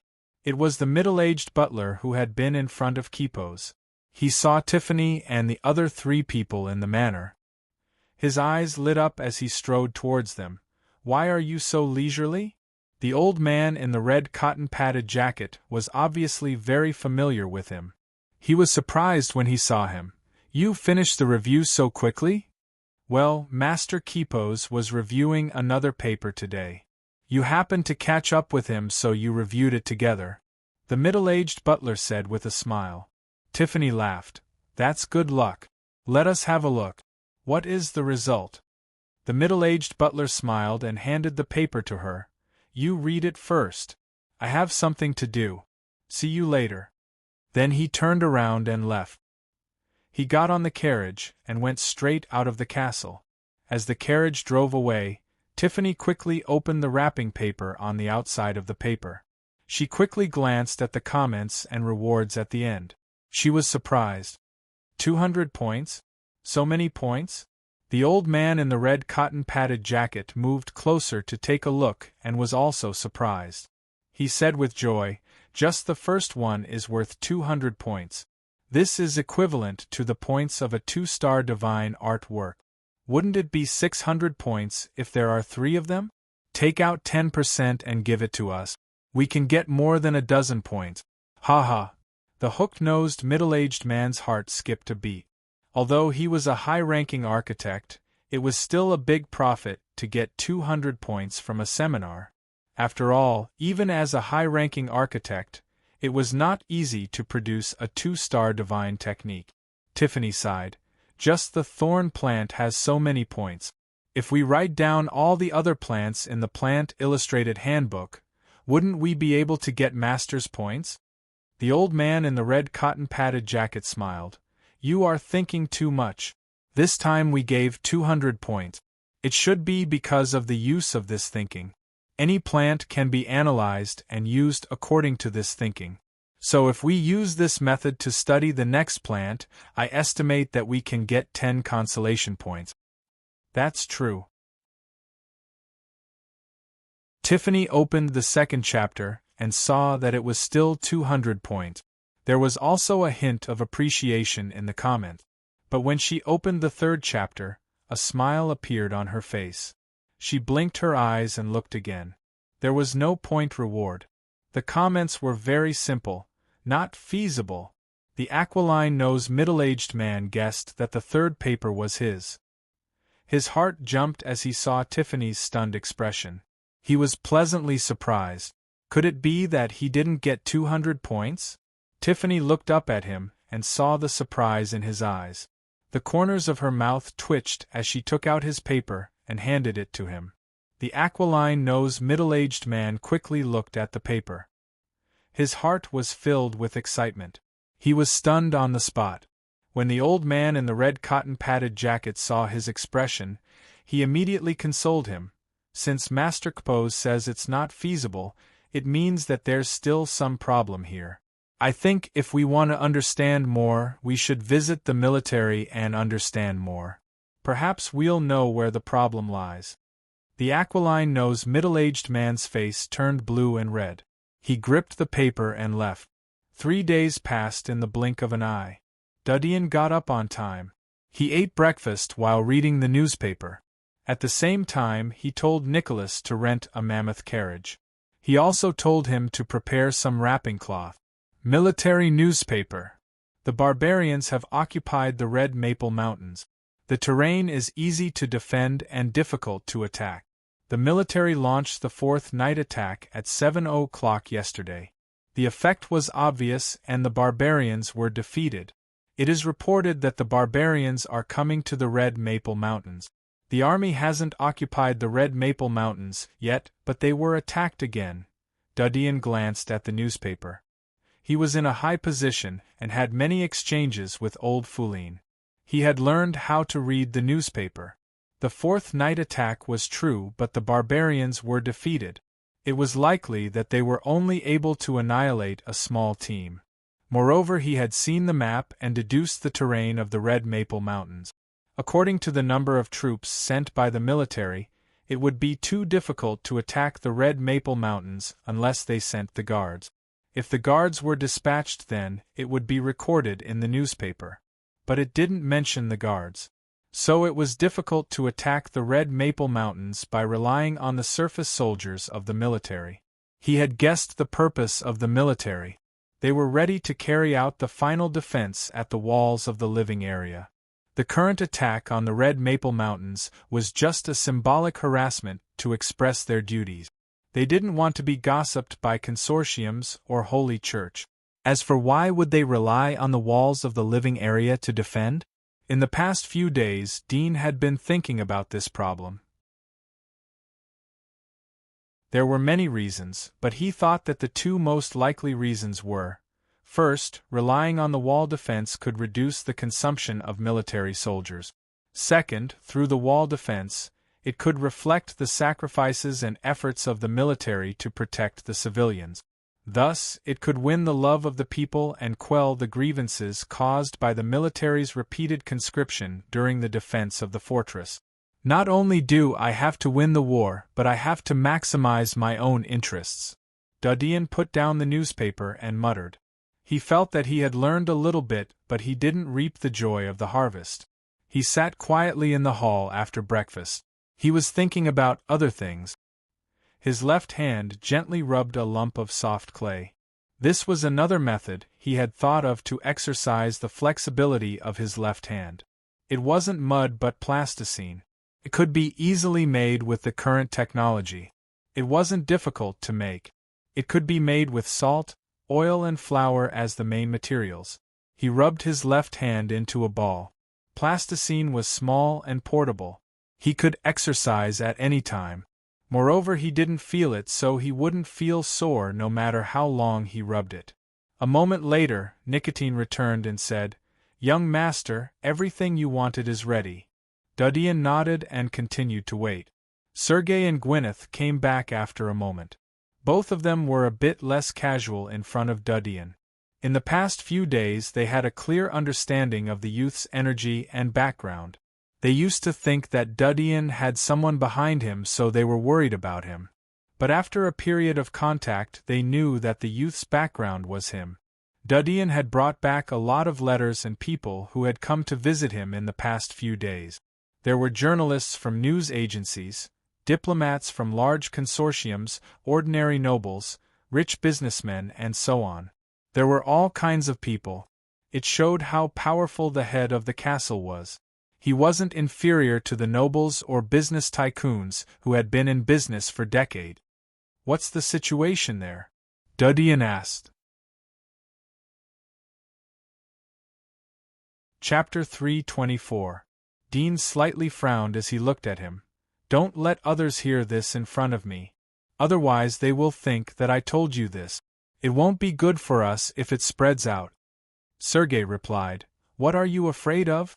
They are the enemies that are blocking our way. We are also enemies to them. Are you afraid that they will know about this?" Dean said, "Everyone is an enemy, but there is a priority. If you are too ostentatious, then there will always be people who don't like you. They will push your ranking forward." Sergei was startled and didn't speak anymore. Gwyneth looked at Dean. Master, the barbarians have occupied the Red Maple Mountains. They have burned and looted all the residents in the nearby towns. It seems that they aren't in a hurry to attack the residential areas. There will be more innocent sacrifices if this continues. Should we do something? Dean looked at her. What do you mean? Although I don't know much about you, but I can see that young master has a lot of energy. If you contribute, then you may be able to improve the situation of the battlefield or push the military to launch the attack earlier. Gwyneth stared at Dean as she slowly said. When Sergei heard this, he laughed strangely. I can't tell that you still have such a compassionate heart after being tortured in the Thorn Flower prison. No wonder you were a disciplinary enforcer before you entered the prison. You really have a noble character and a kind heart. Gwyneth narrowed her eyes as she glanced at him. Sergei's eyelids twitched. He smiled and shrugged his shoulders. He didn't talk much. Dean quietly looked at the girl who was the same age as him. You overestimate me. Although I have some weight, but it's difficult to influence the entire border war with my own strength. Moreover, what are the benefits for me? Gwyneth stared at him. There are many benefits. If you win the war, you will harvest honor and the love of the people. I believe that the military will be able to eradicate the barbarians once the war is launched. Even if the military can't do it, they will ask for help from the inner wall. Once the inner wall intervenes, then the barbarians will be destroyed. Honor and love. Dean smiled. Do you know that a word can change a person's life? A word can make a person die. The so-called honor and love don't need to take such a big risk to get them.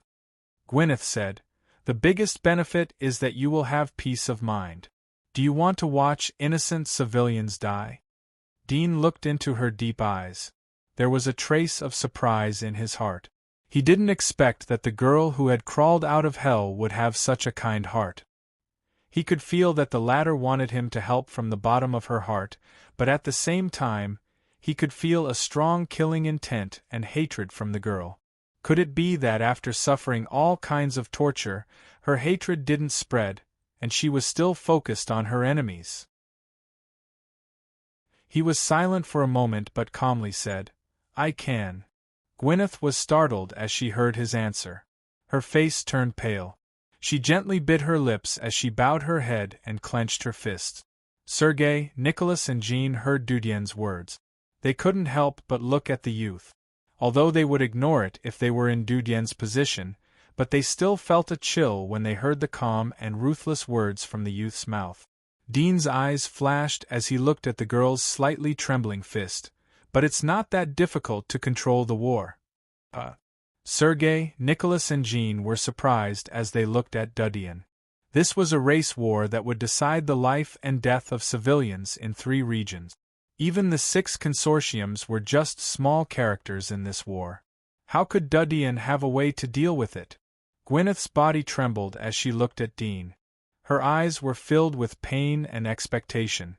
Dean slowly said, I can't control the military's attack, but I have some ways to influence the barbarians' attack. However, according to the current situation, the barbarians aren't stupid. They know that attacking the residential area is just a target for arrows. So they occupy the Red Maple Mountains and wait for the reinforcements to come. Then they will take the opportunity to loot the small towns in the suburb. This is inevitable. Gwyneth's eyes were full of disappointment. So no matter who wins or loses, those people will die? Dean shrugged. There is no such thing as must die in my dictionary. The barbarians can loot the small towns. We just need to move the residents of the small towns to the residential area before the barbarians. Then we will be able to shelter them. But the process is quite troublesome and will take up a lot of my time. But your time can save the lives of countless people. Gwyneth couldn't help but be excited. Dean smiled. You are wrong. It isn't my time, but anyone's time can save the lives of countless people. It's just that they are willing or not. Obviously no one is willing to do such a troublesome thing. Isn't it comfortable to have afternoon tea at home? Gwyneth stared at him. Her face was ugly as she bit her teeth. Dean saw her expression and smiled. You don't have to hate me. Since you want to save them, even if I stop you, you will secretly follow them. Even if I tie you up at home, you may not be loyal to me in the future. So, this time I will save them as you wish. Gwyneth's eyes widened. Are you really willing? Dean said. I can give them a chance to be redeemed. But whether they can survive or not depends on you. I will give you my letter and send a letter to the New World Consortium. They will communicate with the city defense and open a green channel to let the people from the small towns in. As for you and Sergei, you are responsible for going to the small towns and spread the news. Bring the noble emblem of the Ryan family and gather them. There was a trace of surprise in Gwyneth's eyes. She wanted to say something but soon restrained herself. She took a deep breath and said, "Thank you." Dean smiled and looked at Nicholas. Pen and letter. Nicholas immediately called for a maid and had her pen, ink, and letter prepared. Dean quickly wrote 2 letters and gave them to Gwyneth. Send them to the Ryan family. Patriarch Feline will know what to do. Thank you. Gwyneth thanked him again and left. Sergei sighed helplessly. I haven't had enough of being a villain. This time, I have to join the rescue operation. How unlucky! Although he said that, he still lifted his body and followed Sergei. Nicholas whispered to Dean after the 2 left. Master, they are going to evacuate the people from the small towns. It is a race against time. If you borrow the emblem of a big aristocrat you have a good relationship with you, then it will be more prestigious.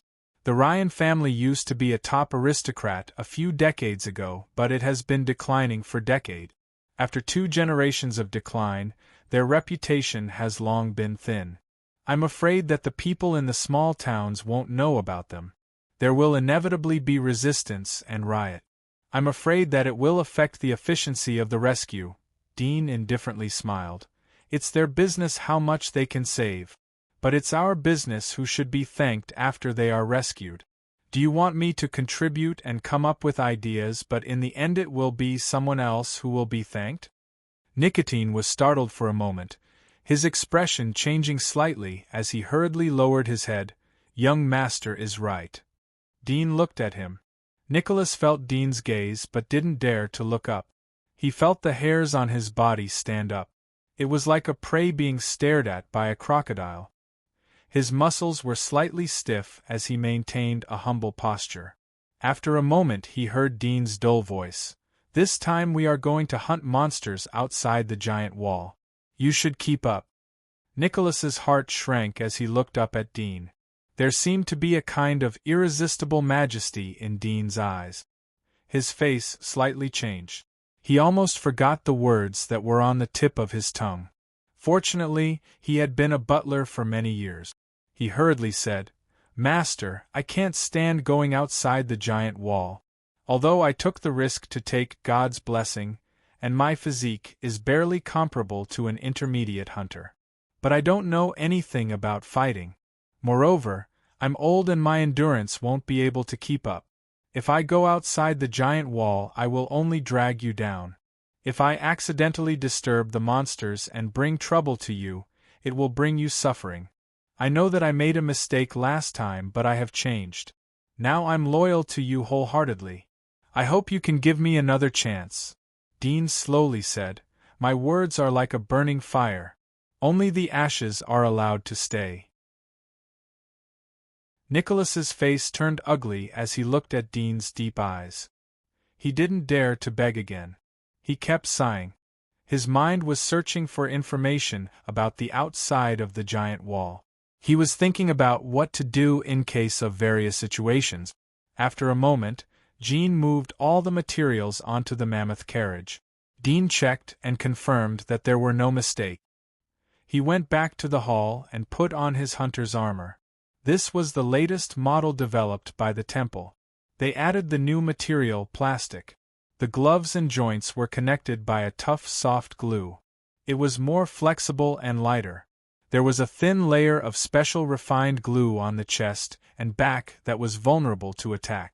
However, although this hunter's armor was more advanced than the previous one, but it would still be difficult to resist monsters that were around level 20.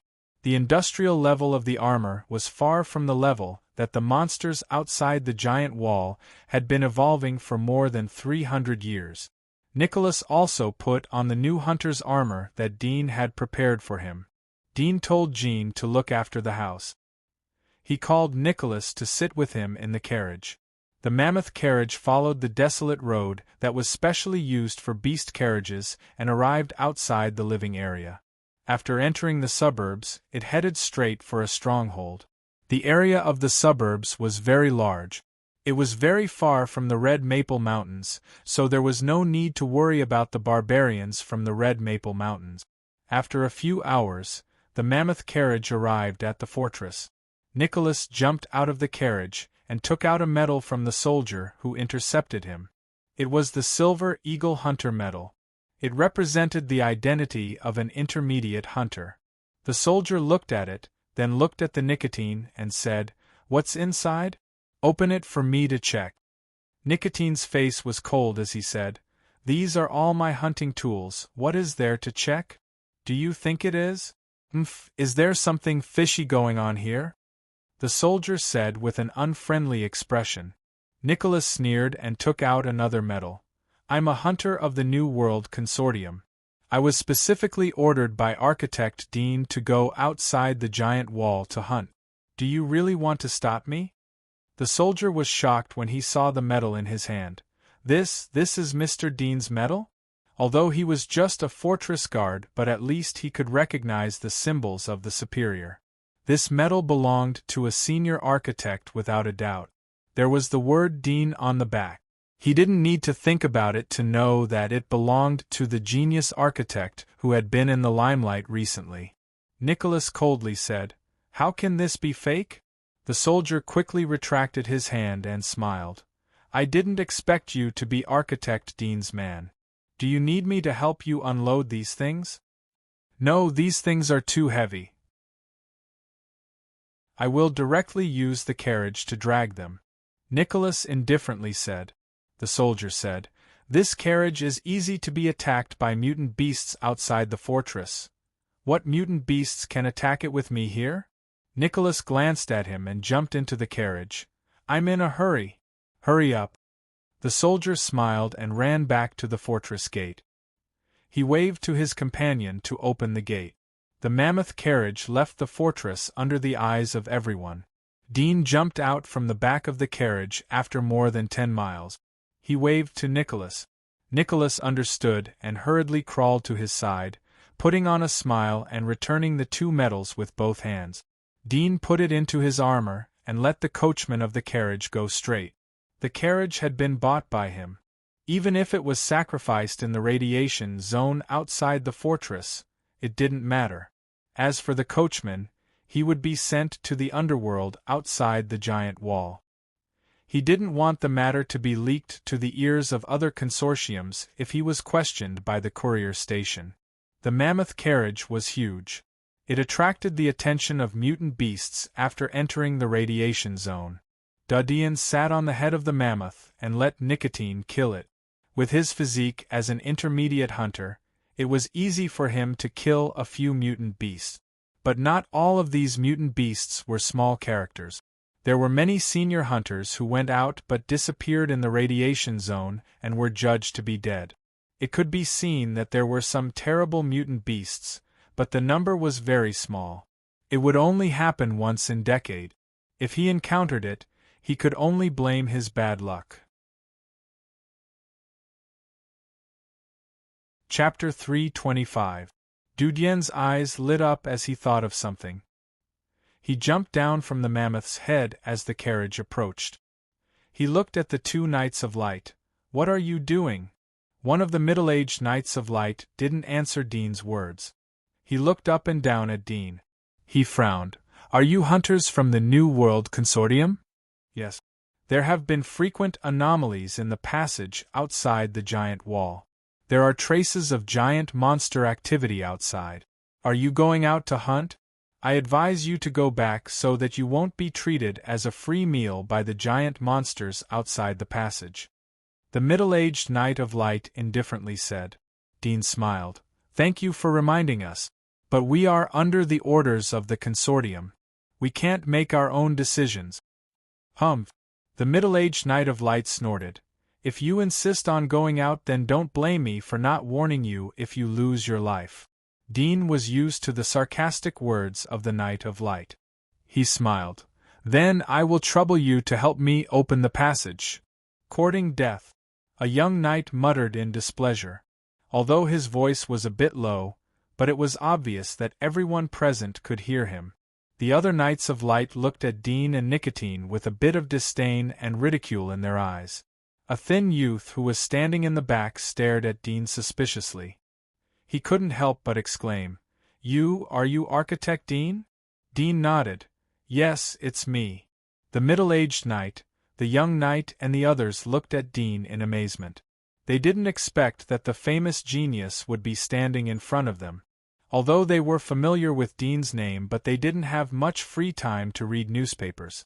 Therefore they didn't recognize Dean's appearance. Dean didn't want to delay here for too long. He took out his architect's medal and hunter's medal and showed them to the middle-aged knight. "I'm here to escort our consortium's hunters to establish a stronghold outside the giant wall. I'll have to trouble you to open the way." The middle-aged knight politely said, "I've heard that Architect Dean has a good relationship with the New World Consortium. I didn't expect you to be responsible for establishing a stronghold for their hunters. You are really versatile." Dean knew that the middle-aged knight didn't know much about him. The temple had deliberately covered up his identity as a hunter. At the same time, he rarely appeared in noble gatherings and didn't stir up any big movements. He glanced at the middle-aged knight. "You are a member of the Char family. Give my regards to your family head." The middle-aged knight's eyes lit up. "I didn't expect you to have heard of my family. It's an honor." "You are too polite." Dean looked back at the mammoth carriage and said to Nicholas, "Get ready to unload the goods." Nicholas was secretly surprised as he saw the conversation between Dean and the middle-aged knight.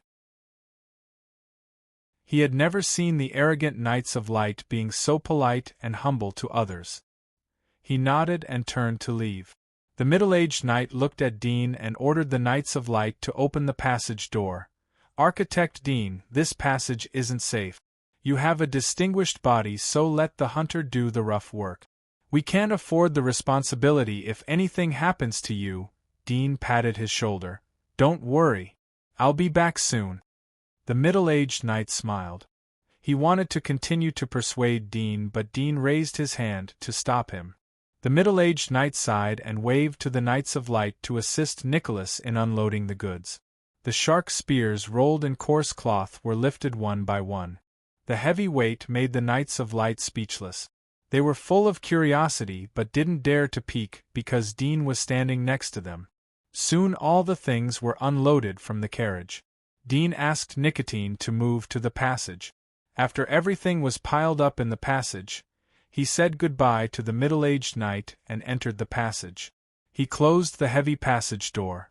Under the dim light of the oil lamps in the tunnel, the rock walls on both sides of the tunnel were engraved with magnificent war pictures of humans and monsters.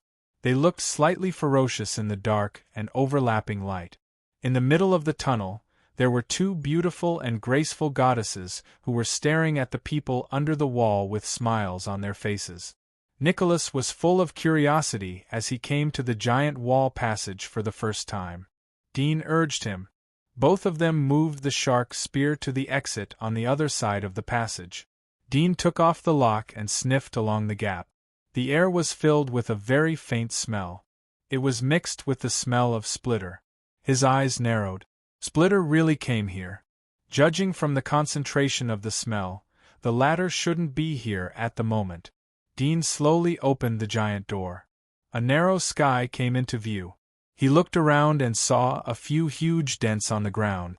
He recognized that they were the footprints of Splitter. Dean's muscles slightly tightened as he looked around. Once he left the door, he would be completely isolated from the safe environment. Once Splitter sensed him, then there would be no possibility of survival. The magic marks of Splitter were very strong and had a wide range of smell. Dean quietly sniffed for 10 minutes. He saw that there was no movement, so he opened the giant door. He waved to Nicholas to move the shark spears to the ground outside. His eyes were always vigilant while moving the spears. If Splitter suddenly appeared, then he would immediately drill into the passage to escape. The size of the passage was too small for Splitter to squeeze in. Nicholas looked around while moving the shark spears. In his more than 60 years of life, he had heard of the outside world countless times, but he had never seen it with his own eyes. Although he was different from some of the boys and girls who had hope of exploring the outside world, but his heart was full of curiosity. At the moment he had the opportunity to see it with his own eyes. He could vaguely see a desolate ruin. Weeds were growing everywhere. It seemed that someone had lived here. Shocked, he turned his head and looked around. Suddenly, his pupils shrank and he almost screamed. After holding back his uncontrollable scream, he hurriedly pulled Dean and pointed to the entrance behind them. Dean looked back and his face suddenly changed.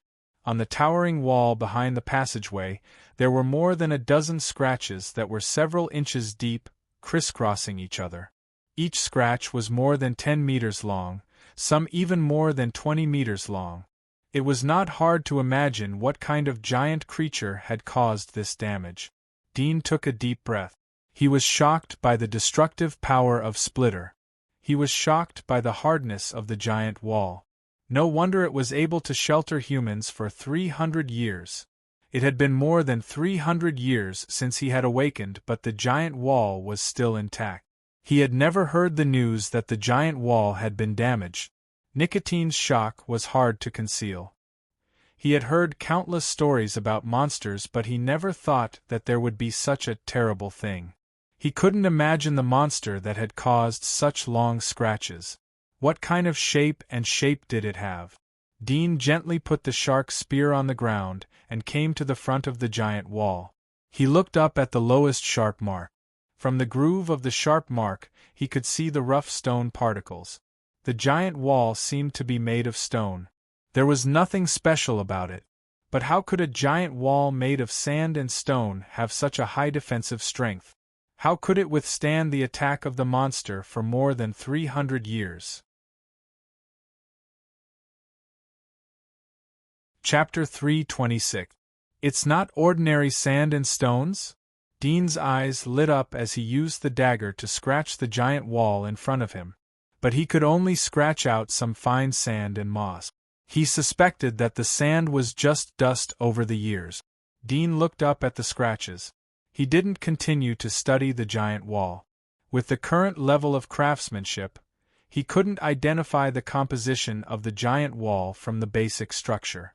He turned back to the passage and said to Nicotine, "Don't just stand there. Continue to move everything out."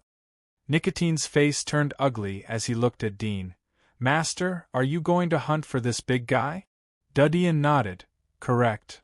Nicotine felt as if he had eaten a poisonous mushroom. His face turned green. "Master, I know that I offended you before. I admit my mistake. If you want to kill me, it's better to stab me directly. I won't resist. Asking me to be cannon fodder is really... Don't talk if you don't want to die." Dean kicked his butt.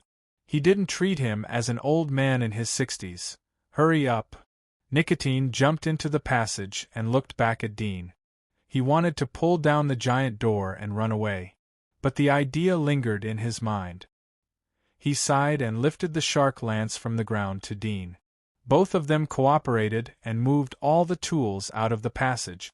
Dean crawled on the ground and listened to the nearby movements. He was relieved when he didn't hear any vibration.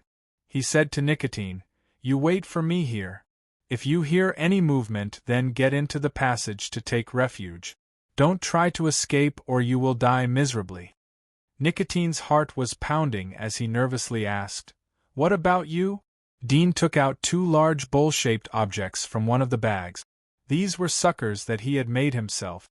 There were 4 of them in the bag. He took 2 and tied the other 2 to his back with a rope. He put on a small backpack and attached it to his back. Then he put on another huge bag with a strong rope. He came to the front of the giant wall and pressed the suckers on it. Soon the suckers were firmly hooked to the giant wall. He used the suckers to climb up. Nicotine was stunned. He almost suspected that there was a problem with his eyes. Climbing up the wall with bare hands? What was that thing that could be attached to the wall? Dean used the spider's sucker to climb quickly. If this thing was given to the temple, then it would be rated as a 2-star item. But at this moment, the value of this thing wasn't something a 2-star item could replace. There was a groove on the sucker. As long as the groove was pressed, the sucker would automatically fall off from the wall so that he could climb up at a faster speed.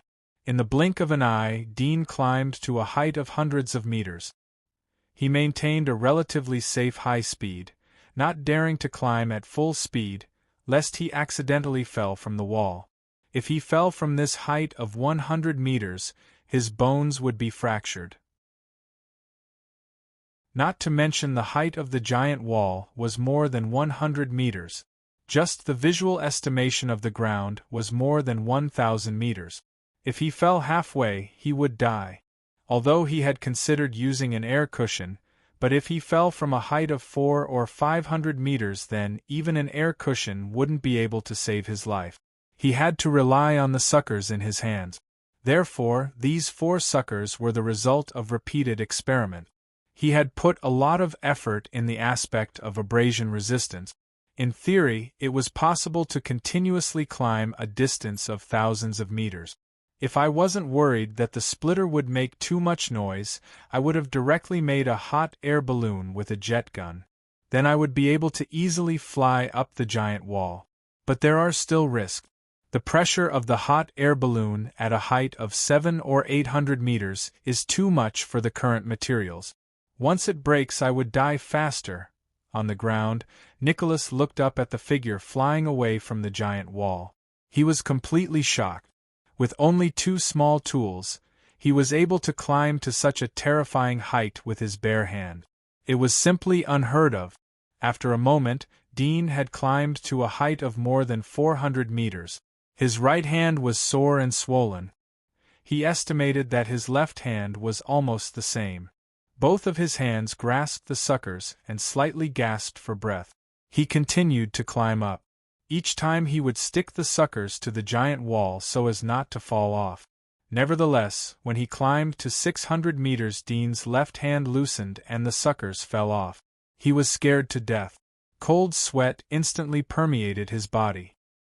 He quickly controlled the strength of his right hand and stabilized it on the wall. Once again he waved his left hand to slap the suckers on the wall. After this frightening moment, Dean paid more attention to the suckers on his left hand. He didn't look up to see how high it was. He just kept climbing up. He didn't know how long it took. Suddenly he felt the light above his head was much brighter. He looked up and saw the sky close to him. The top of the giant wall was only dozens of meters away from him. He was excited. He stabilized the rhythm of his hands and feet and continued to climb up. Soon he finally came to the top of the giant wall. He raised his hand to grab the edge and climbed up. He looked around and found that the top of the giant wall was a bit similar to the Great Wall of his motherland. There were slightly raised edges on both sides.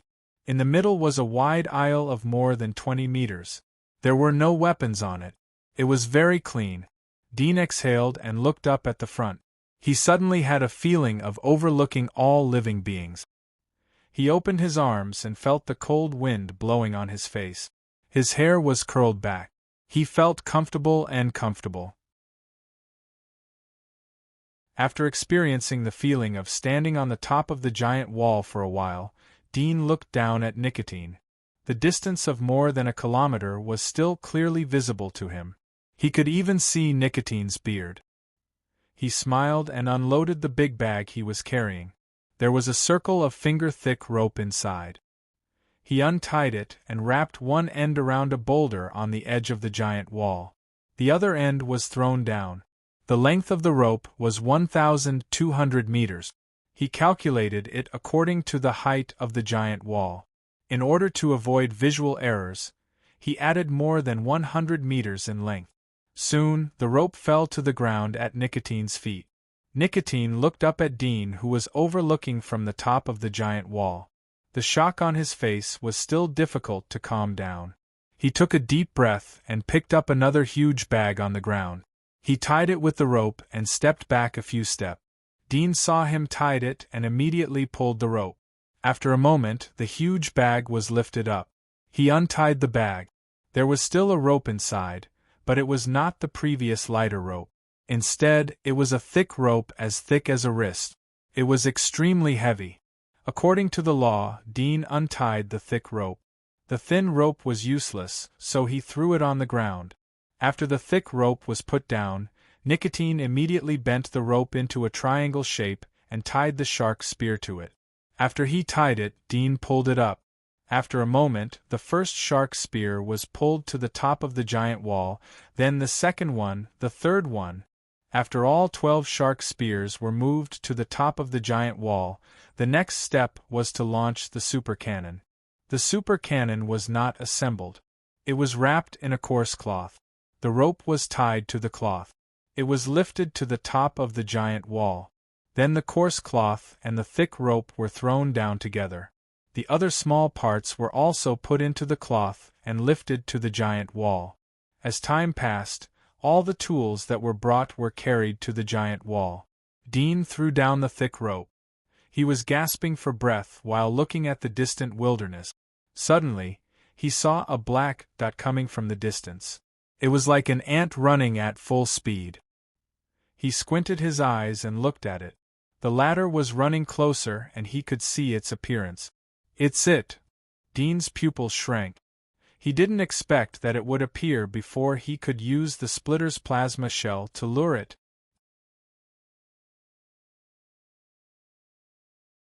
Chapter 327. The shadow that was rapidly approaching was Splitter. Dean looked down from the sky. For the first time, he saw the appearance of Splitter. It was like seaweed that was crawling at high speed. It had scythe-like arms. Its physique was different from Splitter. There were several strange dark parts on its body. There were many sharp blades hidden in the carapace. It was like a machine that was born for war. Dean didn't have time to look at Splitter. He shouted to Nicholas, "Come up! It's coming!" Fearing that the Knights of Light on the other side of the wall would hear his shout, he lowered his voice a bit. Although Nicholas was old, his physique was that of an intermediate hunter. His hearing was much better than that of an ordinary Knight of Light. Before Dean's roar, he was aware of the abnormality from the change in Dean's face. When he heard Dean's roar, he immediately grabbed the rope and wrapped it around his waist. His heart was pounding. He looked back and saw the last bag on the ground. He gritted his teeth and ran over to pick it up. The moment he picked it up, his body jerked up. It was Dean who was struggling to pull the rope. Dean pulled with all his strength. Nicotine was quickly pulled up. His speed was faster than an elevator. He looked up and found that Splitter was more than 10 miles away. This short distance was a long distance for ordinary people. But with Splitter's terrifying speed, it would only take a few breaths to reach the distance. He didn't care about the soreness in his right arm. He gritted his teeth and pulled at full speed. Soon, Nicotine was pulled to a height of more than 100 meters. For the general land monsters, this height was absolutely safe. But for Splitter, who was more than 30 meters in height, it only needed a slight jump to reach him. Boom! Boom! The ground shook violently. In the blink of an eye, Splitter arrived in front of the giant wall. Its speed quickly decreased. Apparently, it realized that it would cause a lot of damage if it hit the giant wall. Dean looked down from the sky. He could clearly see the core position of Splitter's body. There were several black triangular armors. There was a huge eyeball inlaid in it. The eyeball was full of eyeballs. Obviously, this was one of its weaknesses. However, judging from the few pieces of black triangular armor around the eyeball, it should be similar to the function of eyelids to protect the eyeball. In other words, even if the eyeball was shot from a high altitude, the arrow might not be able to penetrate the black triangular armor. Hearing the sound of the ground trembling, Nicotine felt as if his heart had stopped beating. He felt a suffocating sense of fear as he tightly held onto the rope. When he saw the giant monster rushing towards him, his mind went blank. Although he had imagined it countless times, seeing it with his own eyes still shocked him. This was a monster? Is this the thing used to fight the hunters? The moment Splitter's body slammed into the wall, it quickly came to a stop. The eyeball in the middle of its back quickly noticed Nicotine, who was still hanging in the air. It let out a low roar and fiercely jumped up. Seeing its body dilate in its pupils, Nicotine was scared out of his wits, his eyes wide with terror. Whoosh! A huge, scythe-like arm quickly chopped down like a giant sword. No! Nicotine looked at Splitter, who was jumping high up in the air. The two of them were almost parallel to each other, so he instantly saw the terrifying posture of his opponent. An unprecedented fear gripped his heart tightly, and he screamed. He instinctively wanted to let go of the rope and let his body fall down. He didn't even have time to think about whether he would fall to his death or not. He only hoped that he could avoid the attack in front of him. However, he had wrapped the rope around his waist too tightly, so he couldn't untie it. Whoosh! At this moment, the rope was swung in vain. Bang! The scythe-like arm brushed past Nicholas's eyes, and the strong wind it brought about hurt his eyeballs. Then, a loud sound came from the giant wall behind him, but the scythe-like arm had struck the giant wall. Nicholas felt as if he were floating in the air. He swayed to the other side and narrowly avoided the blow. Boom! The next moment, a huge roar echoed from below. It was the sound of Splitter falling down again. The ground caved in. Nicotine was relieved. He looked down and saw that Dudian was about to jump again. His face turned pale with fright. He quickly bit the bundle and used both hands to climb the rope. In just a few seconds, Nicotine had risen more than 100 meters. His arms were alternately pulling the rope, and in just a few seconds, Nicotine had risen more than 100 meters. Whoosh! The Splitter jumped again. Nicotine's heart jumped as he saw the momentum of the Splitter's jump. He hurriedly stamped his feet on the giant wall and used the momentum to move away. Dean, who was on top of the giant wall, was prepared. He ran to the other side and swung the Nicotine to the other side according to the previous method. Bang! Splitter's scythe hit the giant wall again. Dean was relieved and hurriedly pulled the scythe at full speed. When the Splitter jumped for the third time, Nicotine had already climbed to a height of more than 500 meters. This time, the Splitter only jumped to about 350 meters before falling down. Obviously, this was already the limit of its jumping. Although its jumping ability was very strong, its weight was also very huge. It was just like how an elephant's strength was the strongest in the forest, but it did not dare to jump. Nicotine was relieved as he saw that the Splitter couldn't touch him. But he still didn't dare to stay. He grabbed the rope and quickly climbed up. The Splitter stood under the giant wall. It seemed to look up but didn't jump again. Dean was relieved as he saw the Splitter. Although the Splitter had wings, but its body was too big. Its thin wings shouldn't be used for flying. It should be used to fight on land to make the body more flexible. Otherwise, the Splitter would have used its wings to fly up the giant wall. After a moment, Nicotine was pulled up the giant wall. Nicotine grabbed the edge and sat on the ground. He was panting and sweating. His face was still pale. It was obvious that he was still in shock. Dean quickly took back the rope and kicked Nicotine. "Don't dawdle. Hurry up and move the things."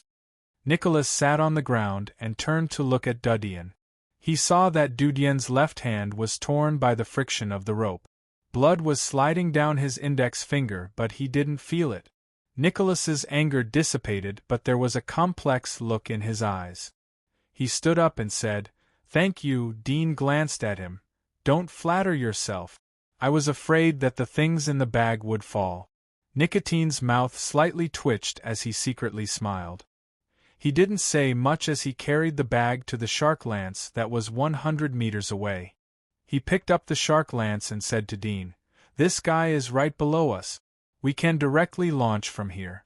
Where else do we need to move it?" Dean said, "This is the entrance of the passage. If the movement is too big, then the Knights of Light will be alarmed." Nicotine choked and said honestly, "Then where do you think we should move to?" "Over there. 5 kilometers away." Dean pointed to the left. Nicotine smiled. He knew that there was no room for discussion. He picked up the shark lance and walked towards the direction. Dean held the shark lance and walked towards the giant wall. He looked down and saw that Splitter was standing in front of the giant wall. It was waving its scythe at the giant wall and making rustling sounds. He retracted his eyes and moved forward. More than 10 minutes later, all the tools, including the shark spear, were moved to a place 5,000 meters away from the left side of the tunnel. Chapter 328. Roar. A low roar came from under the giant wall. Splitter's plasma powder fell to a height of about 600 or 700 meters. Splitter roared as if it had sensed something.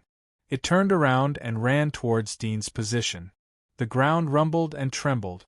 The footprints of the Splitter were left along the way. In less than half a minute, the Splitter rushed to the bottom of the giant wall. It looked up at the blood powder bag tied to the rope. It roared in anger. Even though the Splitter knew that it couldn't climb up, its voice was sharp and vigorous. Even though the Splitter knew that it couldn't climb up, it still made people's heartbeat fluctuate and pores shrink.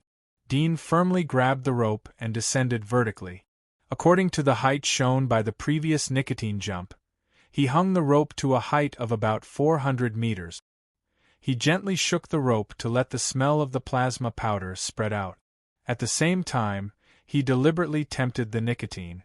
Splitter roared and leaped into the air. Dean immediately pulled the rope and threw it up to a height of 70 or 80 meters. Splitter jumped to a height of nearly 400 meters, but it still couldn't touch the rope. Dean stabilized the rope and slowly lowered it. At the same time, the thin wings on Splitter's back spread out, reducing the force of the fall. At the same time, the scythe slashed on the wall, using the friction to reduce the speed of its body's descent. Even so, when it landed, it still let out a loud sound like an earthquake. Dean grabbed the rope and continued to move to the left. He didn't want to be heard by the Knights of Light. Splitter ran after the rope and suddenly jumped up. Dean pulled the rope again and threw it high into the sky. The rope head suddenly rose dozens of meters, making it fall into the air. "Young master, how do we do this?" Nicholas was assembling the super launch cannon, holding a huge pedestal in his hands as he hurriedly asked. Dean looked at it and said, "There are 2 20-centimeter long iron bolts next to it. Connect it to the ground and tighten the screws. Don't let it get loose." Nicotine heard Dean's words and immediately got busy. Dean stopped and grabbed the rope to continue to lure Splitter. Splitter repeatedly jumped a few times. He saw Dean put down the rope again. He looked up and roared a few times in anger, but he didn't try to jump again. Apparently, he realized that it was futile. Dean lowered the rope by dozens of meters and kept shaking. Splitter couldn't hold back as it saw the shaking rope. It jumped higher this time. Dean was surprised. He hurriedly threw the rope to the side. As the rope was raised, it swung sideways and shifted its direction. Splitter suddenly missed its target. The wings on its back spread wide, and its scythe-like arms rapidly chopped at the huge wall to reduce its falling speed. It let out a low squeak and landed on the ground with a loud bang. The ground shook violently, and its body also flipped backwards. It swayed on the ground for a while and then slowly got up. Green liquid seeped out from the joints of its legs, which were as sharp as a spider's legs. Seeing this, Dean immediately knew that it was injured. There was a touch of smile on his face. Being able to injure a legendary monster with a hunting level of 68, it was estimated that it could scare a lot of hunters. Dean continued to use the plasma powder on the rope to lure it and consume its physical energy. Splitter looked up and roared in a low voice. However, he did not continue to jump. Dean slowly lowered the rope from 300 meters to 200 meters. Once again the Splitter became angry and pounced on him. He pulled with all his might, but this time, he was unable to dodge Splitter's scythe. Splitter's scythe slashed onto the thin rope, and it was immediately cut in half. Dean took back the rope and poured out a small cluster of blood powder. He wrapped it in a piece of white gauze and tied it to the rope as bait. Splitter pounced on the broken rope as it landed on the ground. After a moment it looked up at Dean and roared. Its voice was sharp, full of anger and killing intent. Dean smiled and threw the rope to about 300 meters. He continued to lure Splitter. Splitter didn't jump again. Dean didn't continue to fall. Both of them consumed each other. After a moment, Nicotine finally finished assembling the cannon. Dean called Nicotine. Use this to tease it. Lead it to attack and consume its strength. Nicotine was stunned. He stretched his neck and looked at the ground. He saw Splitter roaring on the ground. Its body was covered with sharp blades. Nicotine retracted his head and looked at Dean. Will this work? Just do as I say. Dean handed the rope to it and went to the front of the super battery. He pushed the battery to the edge of the giant wall. The edge was only half the height of a person. The base of the battery was 30 centimeters high. There were 8 lifting tubes on the base which were 2 meters long. It was easy to push the barrel to the edge of the giant wall. The barrel could be adjusted 270 degrees, so that the base was close to the edge, so that the barrel could aim vertically at the bottom of the giant wall. Dean picked up a shark spear. The body of the shark spear was tungsten steel, but the tip was dark black. In addition, the shark spear was different from the ones he had smelted. There was a small metal cylinder fixed behind the shark fin on the back of the spear. At this moment, he inserted the shark spear into the barrel, covered the muzzle with the soft rubber net that he had prepared beforehand, and adjusted the barrel to a straight downward angle. The tip of the shark spear slowly slid out of the soft rubber net, causing it to bulge slightly, but it didn't break. Dean opened the barrel and aimed at the Splitter. He took out a match and was ready to ignite the fuse. He didn't act but whispered to Nicotine, "Lure it to jump. Lower the rope but not too low." Nicotine had seen the scene of the cannon firing the shark spear last time. He understood Dean's intention. Nicotine's eyes lit up as he controlled the rope to lower it. He kept swaying the rope to provoke Splitter. When the rope was lowered to 250 meters, Splitter seemed to be unable to endure Nicotine's continuous lashing and swinging. It jumped once again. Good opportunity. Dean was happy when he saw the Splitter was ready to jump. He had some understanding of the jumping posture of the Splitter. He immediately ignited the primer behind the barrel with a match. The fuse of the primer quickly burned into the barrel. Dean tightly held the handles on both sides of the barrel to prevent the impact from changing the position of the barrel.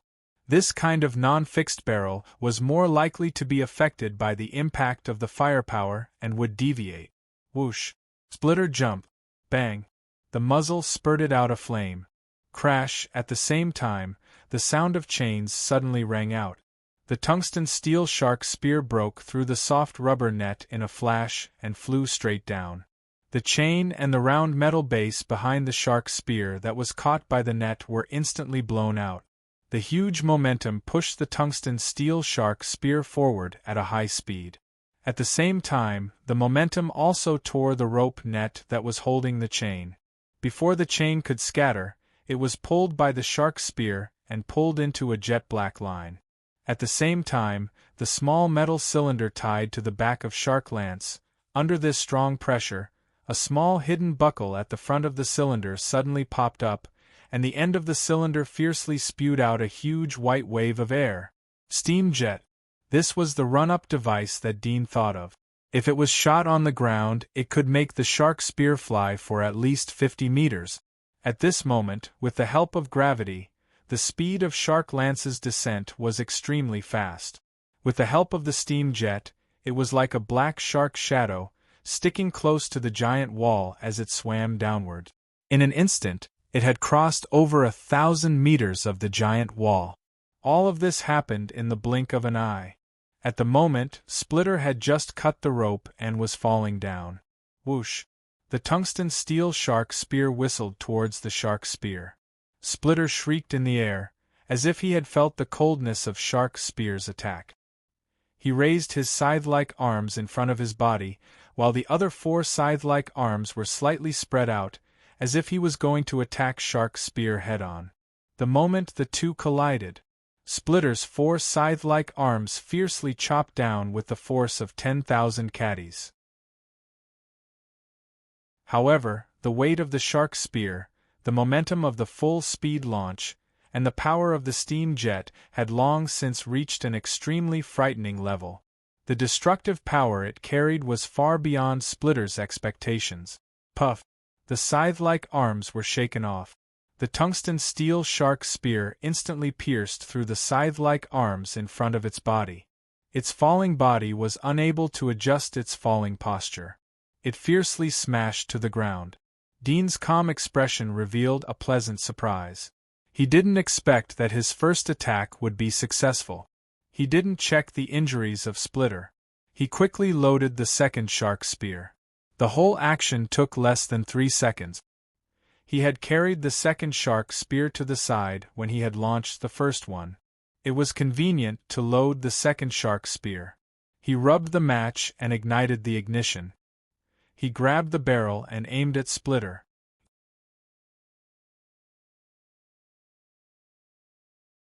Chapter 329. Boom! A deafening blast rang out.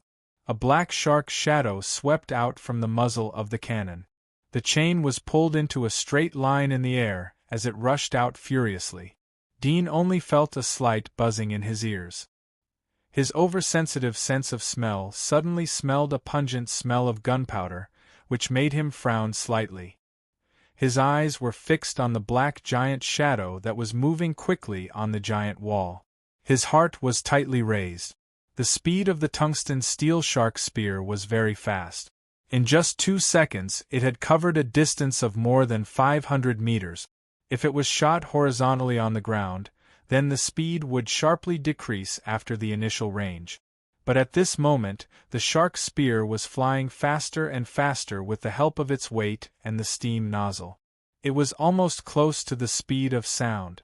It must be known that the speed of an ordinary pistol bullet was around 400 meters per second. But at this moment, Dean was able to make a giant weapon like the shark spear to reach a speed close to the speed of sound. Moreover, the destructive power of the shark spear was far more than 100 times better than a normal bullet. Roar! When the shark spear flew halfway to the giant wall, Splitter on the ground seemed to have sensed it. It roared angrily and struggled to get up. However, the momentum of the shark spear and its own weight had caused it to be seriously injured. 2 or 3 of its sickle arms were bent, sputtering out green liquid. The tail end of the thin wings on its back was folded like a transparent metal plate, which couldn't be kept inside the carapace that protected its wings. Just when it got up, the shark spear flew over its head. Puff! The sharp shark spear instantly pierced through the edge of the Splitter's body. The Splitter quickly retreated. But it was still hit. It roared in pain like the roar of a tiger or a dragon. Dean didn't look at the result as he quickly picked up the third shark spear. At the same time, he ordered Nicholas to move the fourth shark spear. Dean immediately adjusted the muzzle after loading the third shark lance into the barrel. He aimed at the Splitter under the giant wall. He knew that he had hit the target the moment he heard its painful roar. He saw that the shark lance was nailed in front of the Splitter's body. The tail of the shark lance was 6 or 7 meters high. The chain at the tail of the shark lance had fallen to the ground. The tail of the shark lance was automatically connected with the tail of the previous shark lance. It was tightly wrapped around the splitter's body. This naturally wasn't a coincidence but a suction force. In the past few days, Dean had been pondering over the whole plan to hunt Splitter. He had been deliberating step by step. He had played all the details to the extreme. The chain was one of them. He had added a section of magnet chain on top of the tungsten steel chain. At this moment, the two magnets were attracted to each other and twisted around the Splitter's body. Originally, with the size of Splitter, it would be very difficult for the magnetic strength of the two chains at the tail end of the shark's spear to gather together. So Dean's assumption was that after hitting 6 or 7 chains, the probability of the magnets attracting each other would be much higher. But he didn't expect that the second chain of the shark's spear would entangle each other. God is helping me. You won't be able to escape today. Dean's eyes were full of fighting spirit. He adjusted the muzzle and ignited the third shark spear. Boom! The muzzle spat out flames as the shark spear shot out. Dean's ears were somewhat deafened. His hearing was blurred. He felt that the handle of the gun was boiling hot. Although the barrel had been smelted and was more heat-resistant, but he didn't expect that the third shark spear would be scalding hot. He estimated that he could only fire 4 times in a row. Otherwise, the barrel would explode and he would be hurt. On the ground, Splitter angrily roared. It brandished its scythe and chopped at the tungsten steel chain. Only a ding-ding sound could be heard. The tungsten steel chain was actually dented by the scythe's sharp blade. If the scythe's strength was a little stronger, it could have directly broken the tungsten steel chain. In reality, if it was a tungsten steel plate of the same thickness, the Splitter would definitely be able to cut through it. However, the chain was a flexible weapon. When it received an attack, it would disperse the force to all parts of the body. In addition, the two magnets had pulled the chain quite a bit when it received an attack. That was why the chain was not cut in half. Splitter let out a few low growls. It seemed to be a little irritated. It crawled up from the ground. This time, it seemed to have noticed the attack above its head. When Shark Lance flew to a height of 700 meters, its body had already rolled to the side. It crawled to the other side, and ran towards the wilderness ruins in the distance. Bang! The third shark spear struck the ground and penetrated the soil, completely submerging into it. The chain at the end of the spear was dragged more than 10 meters into the ground, which showed how powerful its momentum was. Dean slightly frowned as he took the fourth shark lance. He touched the steam nozzle on the back of the lance and quickly loaded it. He aimed at the direction where the Splitter was running. In a short period of 0.5 seconds, he forcibly predicted the Splitter's position and ignited the ignition. Both of his hands held the hot barrel handle as he adjusted the angle and aimed at the Splitter in a diagonal line. As a hunter, he was able to lock the target quickly. Boom! The shark lance suddenly popped out, and a hot wave of heat came from the barrel. Dean's right hand shrank as he tightly held the handle. He hurriedly loosened his left hand and didn't continue to load the shark lance. His eyes were fixed on the shark lance that was shot out. The black shark spear moved in a straight diagonal line. The steam nozzle was turned on by the momentum. It spat out white waves. It looked like a black shark was moving rapidly in the sea. Splitter's running speed was not very fast. The two shark spears had left deep wounds on its body, and the pain was unbearable as it ran. At the same time, the chains on the shark spears had wrapped around some of its scythe-like arms. It was as if a person's hands had been tied up. Splitter's sense of balance was greatly affected, and it was difficult for him to run at full speed. The Splitter was hiding in the depths of the grass. It suddenly sensed something and looked back. It saw the shark spear approaching at high speed. It was startled and hastily bounced sideways to avoid the shark spear's trajectory.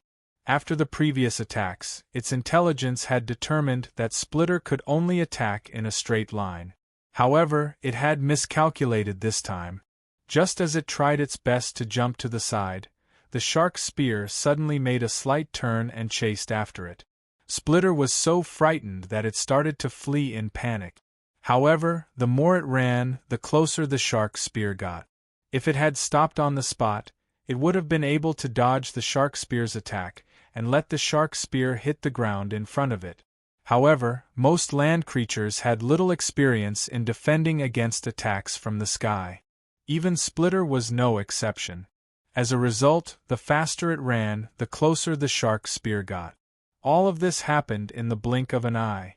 It was too fast for people to think and judge.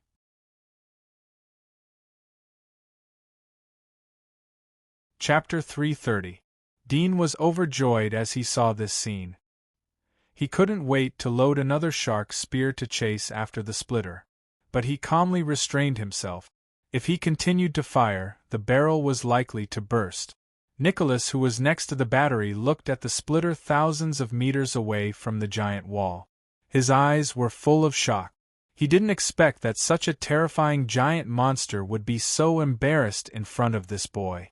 Although he didn't know much about monsters, but he knew that such a giant monster's hunting level was absolutely extraordinary.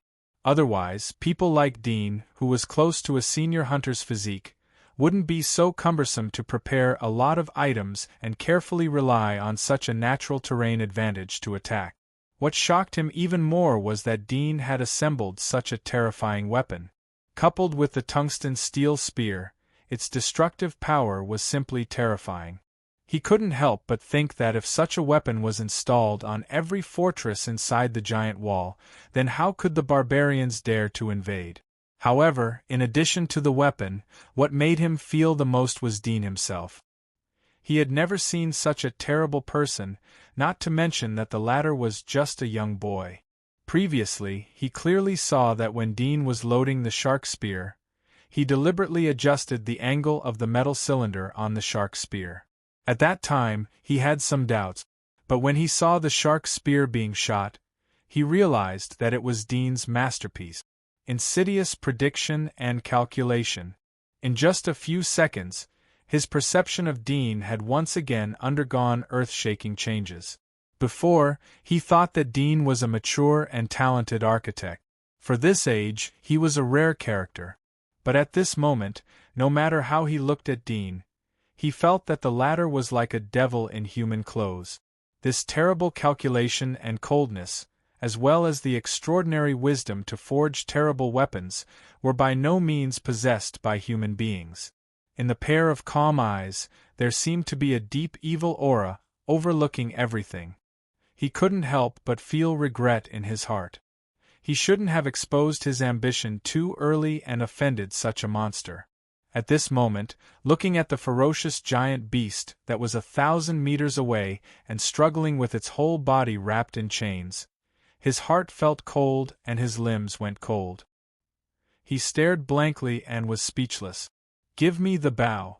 Dean's voice brought Nicotine back to reality. Nicotine's hair stood up as he heard Dudien's words. He instinctively reacted quickly as he looked around and found the bow and arrows that Dudien had brought. He went forward and picked them up. Dudien wanted the bow. Was he going to? He turned and trotted quickly, handing the bow and arrows to Dean. Dean grabbed the bow and arrow but didn't look at him. His eyes were firmly locked on the Splitter. He saw the Splitter desperately struggle and finally cut off one of the chains. Its body regained some mobility and quickly ran away. However, its speed wasn't as fast as it came. Dean's eyes narrowed slightly. Holding the bow, he took a step forward and stood on the edge of the giant wall. Facing the cold wind, his clothes fluttered in the wind. Nicholas was scared as he saw Dean's bold move. The wind at the height of 1 kilometer was extremely fierce. A little bit of carelessness and he would be swept down. Even a person with a high physique would find it difficult to resist. Dean wasn't nervous. Instead, he slowly opened his arms and held the bow in one hand as if to embrace the wind. He was indeed embracing the wind. His body slowly leaned forward, and then he suddenly leaped.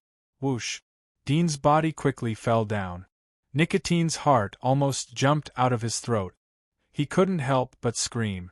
He didn't think that Dean would commit suicide.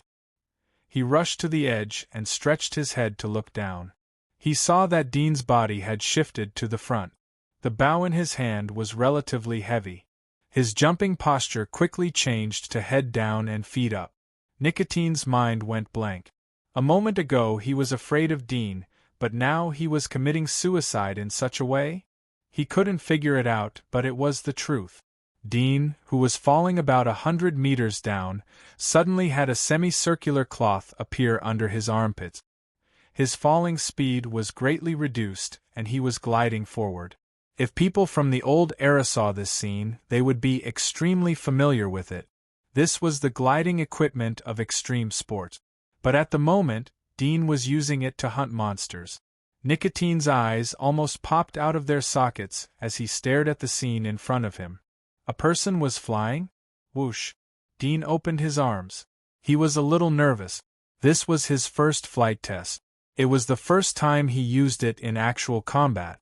Moreover, he was facing a legendary monster that had reached level 68. He admired his courage. At this moment, his ears were filled with the whistling of the wind. His arms swayed slightly, adjusting the angle of his glide. After gliding for 200 to 300 meters, he grasped a bit of the wind and was able to control the angle of his glide a bit more. Looking at the wilderness and the great earth below him, all of the blood in his body sped up. This intense stimulation caused his hormones to soar and his blood to boil. After gliding to 500 meters above the ground, he tried to adjust the angle to follow behind the splitter. Although the gliding speed was extremely fast, the splitter's running speed was even faster. Previously, when he was on the giant wall, he didn't have a strong feeling. But the closer he got, the more he felt the amazing speed of the splitter. Moreover, it was injured. Boom! Boom! The splitter quickly ran forward. Along the way, the weeds were cut by the giant sword. The distance between the splitter and Dean was quickly pulled apart. In the blink of an eye, the splitter had run to a place where Dean needed to look up to see it. By the time it reached a height of more than 200 meters, the splitter had run away and was about to disappear at the end of his line of sight. Dean didn't continue to look at the splitter. He touched the small backpack on his back. He had worn this backpack when he was climbing. At this moment, the backpack was pulled open, and a fluffy cloth suddenly flew out. It was a parachute. This was the backpack that Dean had prepared for himself when he was climbing. In case he accidentally fell, it could save his life. After the parachute opened, Dean slowly descended to the ground. After landing, he rolled over and quickly untied the backpack. He held the bow in one hand and the quiver in the other. He quickly chased after the splitter. The real hunt had now begun.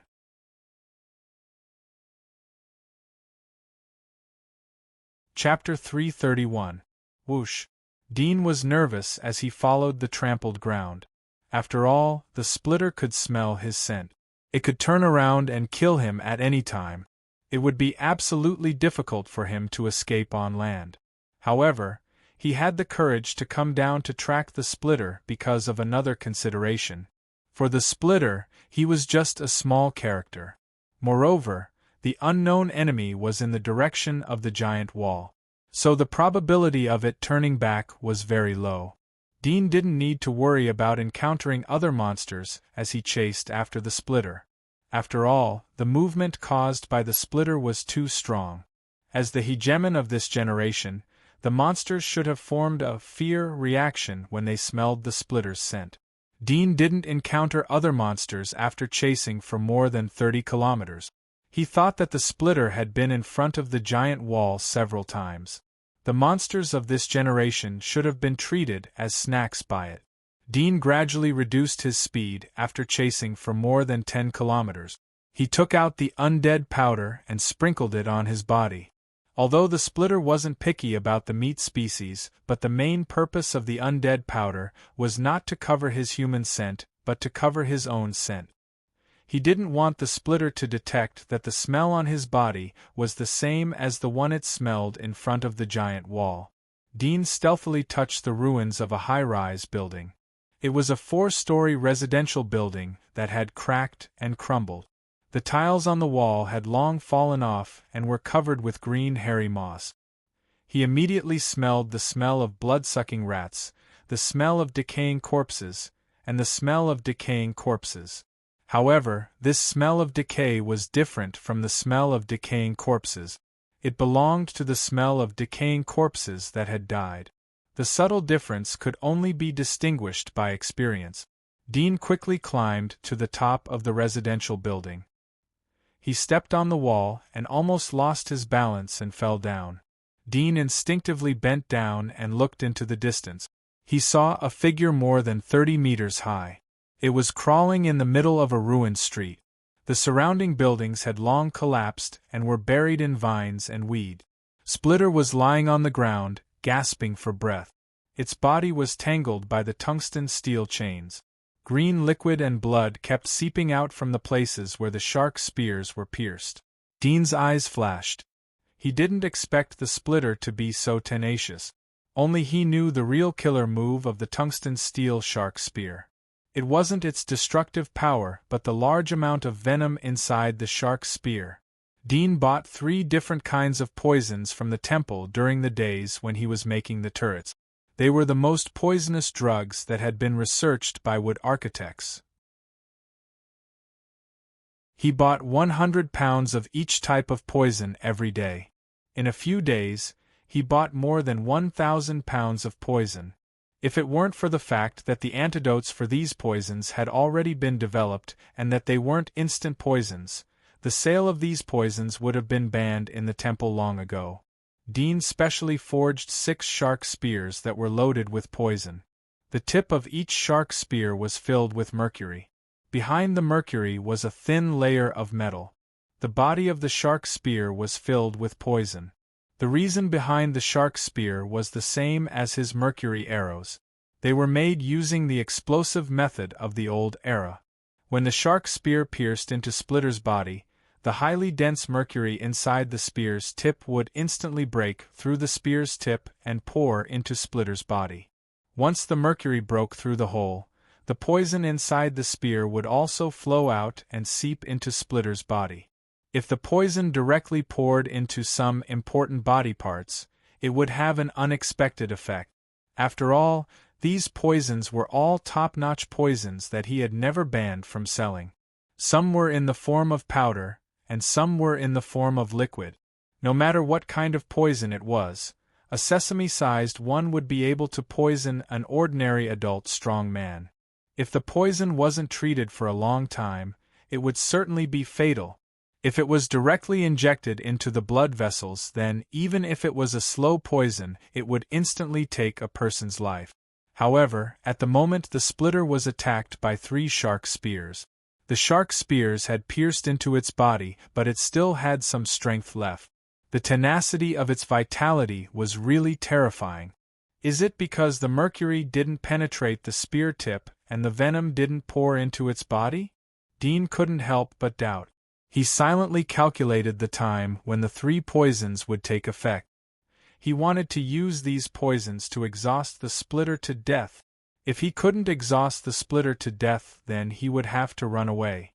As for hunting, unless the splitter was on the verge of death and couldn't move. Otherwise he would never take the risk of using his arrows to tickle the splitter's carapace. The main purpose of bringing the bow and arrows was to guard against other monsters. Dean was a little glad that Splitter's body structure showed that it belonged to the extreme attack type monster.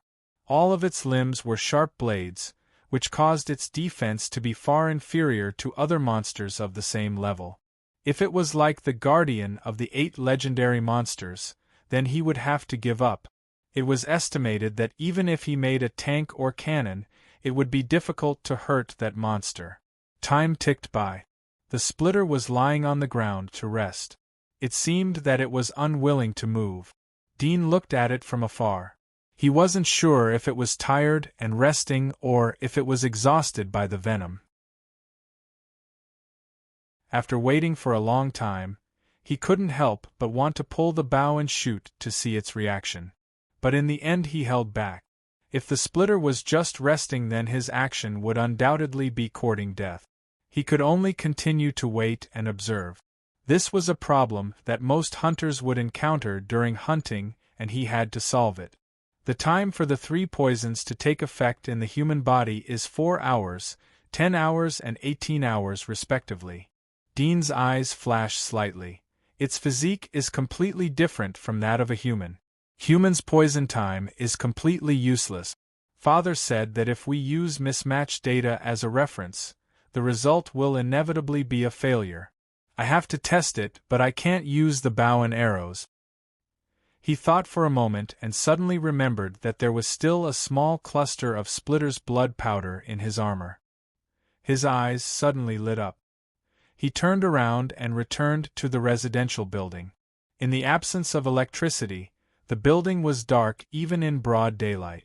The windows were covered by thick vines and dust. Dean's eyes quickly swept over and quickly followed the smell. He found several active blood-sucking rats in a hole in the corner. Whoosh!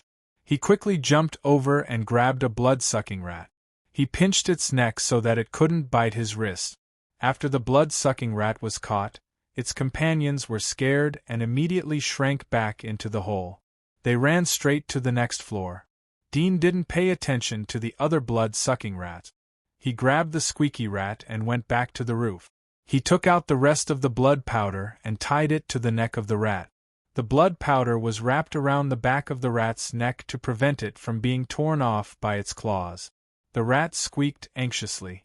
It seemed that it was afraid of the smell of the undead on Dean's body. Dean pinched its body and threw it to the splitter in front of him. At the moment he was 2 or 3 kilometers away from the splitter. The rat was thrown about 700 or 800 meters away and fell into the grass.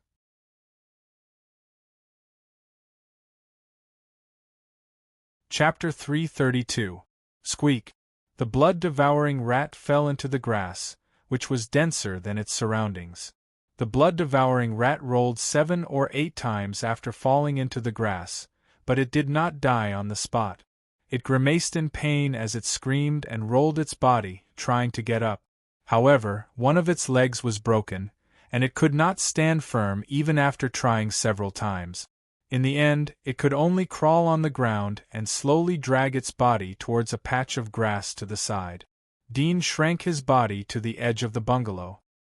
He only revealed a pair of eyes as he stared at Splitter. He didn't care whether the rat was dead or alive. Whether it was dead or alive, Splitter wouldn't care about the ability of this little thing. The real test for Splitter was the blood powder on the back of the rat.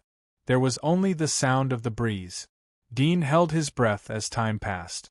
In the blink of an eye, 7 or 8 seconds had passed. Splitter heard the sound of the rat falling into the bungalow. There was no movement after that. Dean's heartbeat gradually accelerated. He didn't see any movement from Splitter after 10 seconds. His heart was relieved. His eyes flashed with killing intent. He quickly opened the quiver on his back and pulled out an arrow. He jumped down the bungalow and jumped into the desolate street. Thick weeds grew in the cracks of the street to cover his body. I have to hit its flaws. Dean was approaching at full speed. This was the most dangerous moment. He would personally give the monster a final fatal blow. Moreover, he only had one chance to make a move. Dean was also observing Splitter when he secretly delivered food to the small Splitter. After all, it was a legendary monster. Whether it was the Temple of Elements or the forces of the Inner Wall, it was a precious opportunity to observe a legendary monster at such a close distance. Dean roughly understood the structure of Splitter's body and observed its 2 weaknesses. The first one was the eyeball. For most creatures, the eyeball was the weakest part. This was no exception for Splitter. However, the eyelid on the outside of its eyeball was a sturdy protective layer. It was one of the rare creatures that had evolved their eyelids into armor. Moreover, the thickness of the armor was 3 centimeters. Even an ordinary handgun bullet would only be able to leave a dent on the surface of the armor. Therefore, the only way to hit the eyeball was to grab the moment before the eyelid closed. The second weakness was its excretion. Out of all the limbs on its body, more than 80% were scythe-like arms, and the remaining 20% were the head and the torso. This was an extremely shocking ratio. Its torso was flat, and its surface was covered by a layer of hard carapace. The edges were extremely sharp, and if it were a human's body, even the waist would be as sharp as a blade, and could be used to attack enemies. But the excretion at the tail was an unprotected place. Although the excretion was covered by the carapace, there was no other extra protection. As long as an arrow was shot into it, it could cause damage. Whoosh! Dean ran through the grass and circled behind the splitter. Previously he had used the blood powder as bait, but it didn't move. This made him feel a little relieved as he got close to the range. It didn't take long for Dean to reach the position of 150 meters away from Splitter. This was his effective range. His maximum effective range had already reached 300 meters.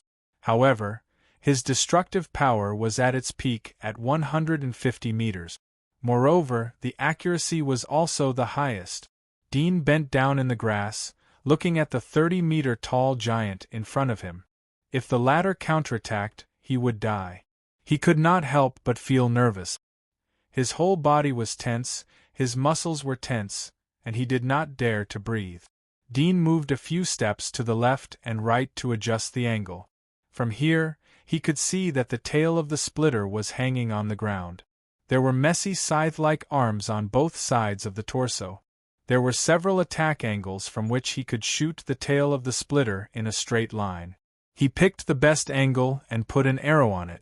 He didn't dare to reveal too much killing intent. He treated the splitter as a target for his training in the past. He restrained his murderous intent. Only one arrow. Dean narrowed his eyes. He slowly took a deep breath and locked his eyes on the excretion. Whoosh! The arrow flew away. Dean didn't foolishly stand in the same place to see the result. Instead, he turned around and ran. The distance of 150 meters was crossed in the blink of an eye. The arrowhead penetrated into Splitter's excretory orifice. Splitter was lying motionless on the ground. It growled as its huge body slowly moved.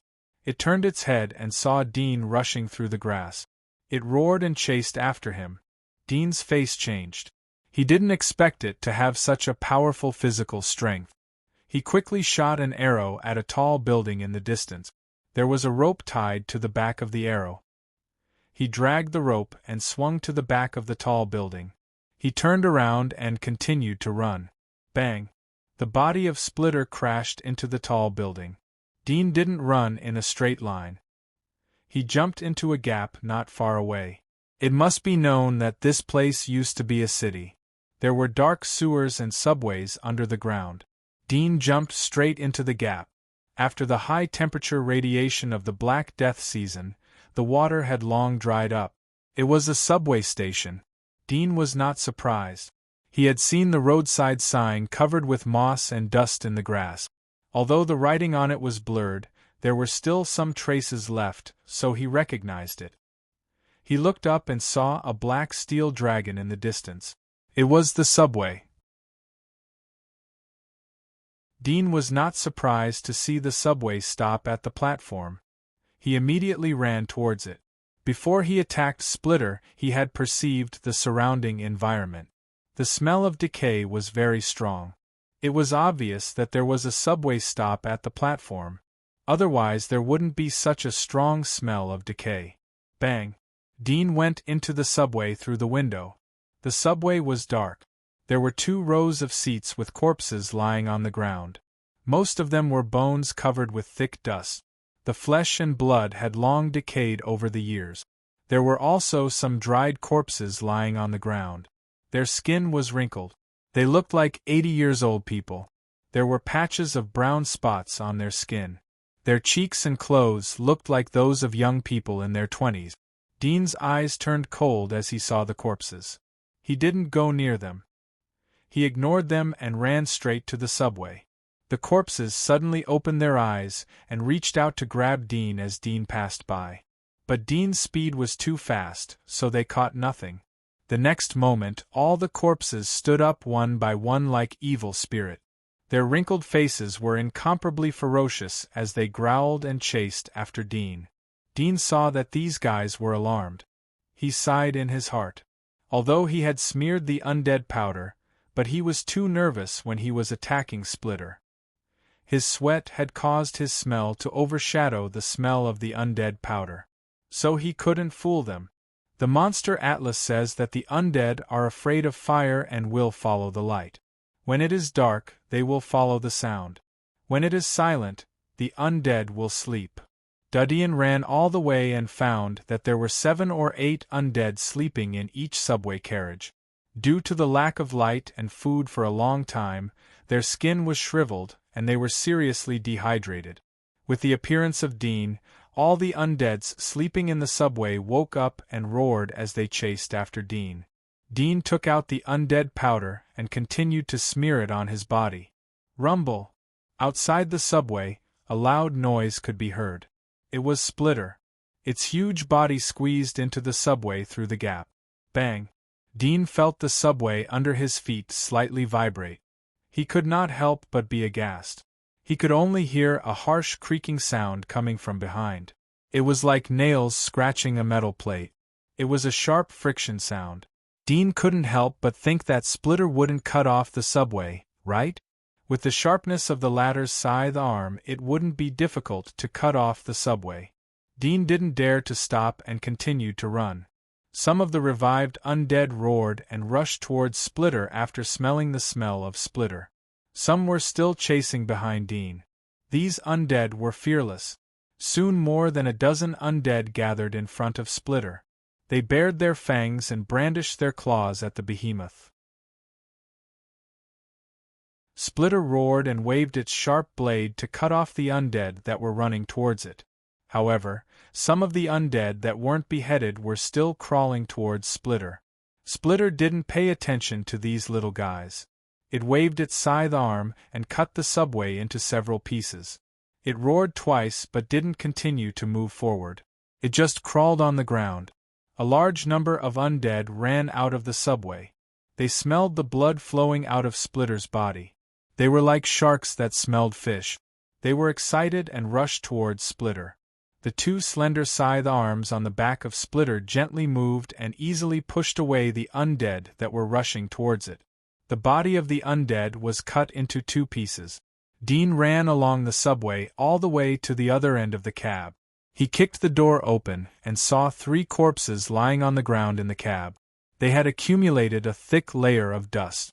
The flesh and blood had decayed and disappeared, leaving only black skeletons.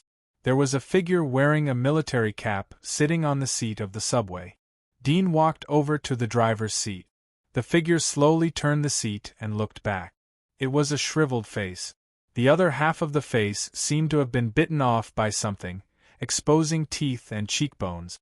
Dean didn't look at it. The dagger in his hand quickly pierced through its head before it got up and rushed towards him. He didn't have time to take the cold crystal from its head. He kicked open the front window of the driver's seat and jumped out of the subway. He ran to another platform and looked back. He was relieved to see that Splitter didn't chase after him. It's difficult to kill it even if I hit its weakness with my bow and arrow. Dean frowned as he thought about other hunting methods. Roar. At this time, the undead that were chasing after Dean rushed out from the broken front window. They didn't know how to jump, so their posture when they landed was much uglier. Almost all of them slid down the front of the subway. They climbed up after they landed and climbed towards the platform where Dean was standing. Dean lifted his foot and kicked. Bang! An undead with curly hair and fashionable clothes with a ferocious face was kicked by Dean. The front of the hunter's boots was made of alloy, which was extremely hard. With Dean's strength, the undead's throat was broken. The undead's chin was attached to Dean's shoes. Bang! Dean's toes slightly hooked, and the undead's head was dislocated from the cervical vertebra and flew out. Dean continued to kick the other 2 undead to death. He turned around and ran to the other side of the subway. He didn't want to continue to entangle with these undead. Dean frowned as he looked around at the desolate open space. He had used almost all the methods he could think of to hunt the monsters. The only thing he could use was the old method, which was to lure other monsters to attack the Splitter. However, Splitter was different from the usual monsters.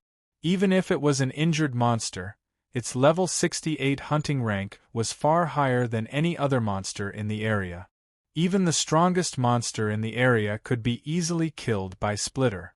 With his physique, he could only lure a level 20 monster at most. Even if a monster like that ran in front of Splitter, it would be scared and run away in a panic. No matter what, I can only try.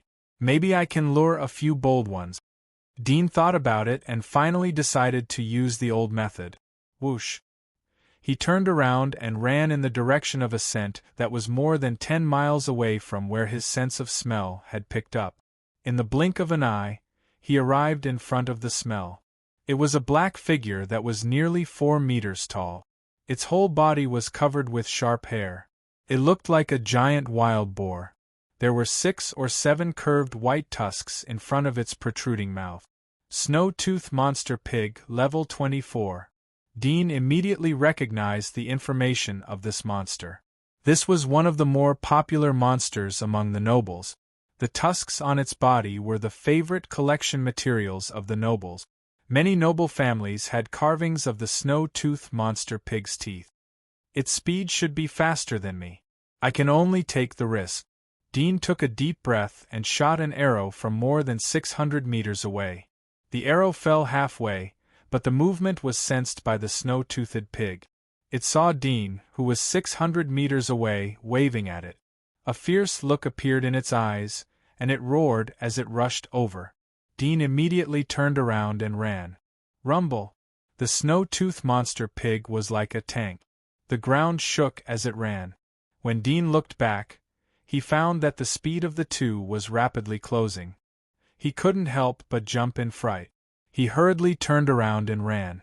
However, right when he was dashing with all his might, he suddenly heard a shrill and miserable cry from behind him, and it was followed by a loud bang. He couldn't help but turn around to look, and he saw that the snow-toothed devil pig had actually fallen to the ground. Its body rolled a few times, and it was groaning in pain as it couldn't get up. Dean was stunned. At this moment, he suddenly saw a purple shadow in the wilderness behind the snow-tooth monster pig. It looked like a human.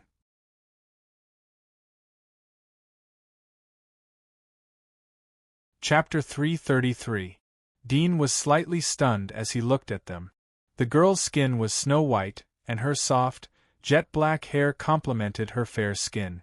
The purple tang robe she was wearing was engraved with images of some ferocious monsters, full of noble and unique charm. But the most eye-catching thing was the jet-black sword hilt that was nearly half a meter long protruding from her shoulder. At the end of the hilt hung a perfectly round jewel that resembled an emerald. If one looked closely, one would find that there was a jet-black circle in the middle of the jewel that looked like an eyeball. Dean stared at her in a daze. The girl's body was light, but every step she took seemed to cross more than 10 meters. In the blink of an eye, she appeared 2 or 3 meters away from Dean. She looked up and down at Dean and said, "Little devil, are you a hunter?" Her voice was pleasant to hear, but the tone of her voice was old and inexperienced. Dean came back to his senses. There was some surprise in his heart. Judging from the accent, the girl should also be from the giant wall of Sylvia. But the accent was northern. He immediately said, "I'm a hunter from the New World Consortium. Are you from the Huashan Consortium or the Green Consortium?" These two consortia were based in the northern region. The girl slightly nodded but did not directly answer Dean's question. Instead she said, "You have been hunting in the vicinity for some time. Have you heard any huge movements or footprints of giant beasts?" Dean was startled. He shook his head. "I just came out to hunt today. I haven't seen any giant beast. Is there a large monster in the vicinity?" There was a bit of tension on his face. The girl slightly stared at him and indifferently said, "Don't pretend. Your expression has betrayed you. You are young but you have a lot of thoughts. But blind greed will eventually lead to death. This monster isn't something that your small consortia can eat. I don't care if you know or not, but I will tell you that this is one of the legendary monsters called Splitter. Its hunting level is as high as 68. Even if all the senior hunters of your consortia come out, they won't be enough to fill the gap between its teeth. What's more, I just saved your life. You'd better tell me the truth. If you don't, I'll destroy you and your consortium." Dean's face slightly changed. He didn't expect that the girl who was the same age as him would have such a keen observation ability. Moreover, the monster that the girl was looking for was really Splitter. Moreover, the girl knew all the information about Splitter. Despite this, she still dared to look for Splitter? Wasn't this courting death? Did she come here to inquire about the information? Dean's eyes lit up. "Even if you didn't attack me, I would still be able to save my life. But I will remember your kindness. As for Splitter, it is in the vicinity. As you said, it is a legendary monster that has reached level 68. I advise you not to get close and leave as soon as possible. It is very dangerous here." The girl in the tang suit heard Dean's words, but she seemed to be relieved and said to herself, "It seems that I have found the right place." She looked up and grabbed Dean's shoulder. "Tell me, where is it? Or where did you see its footprints?"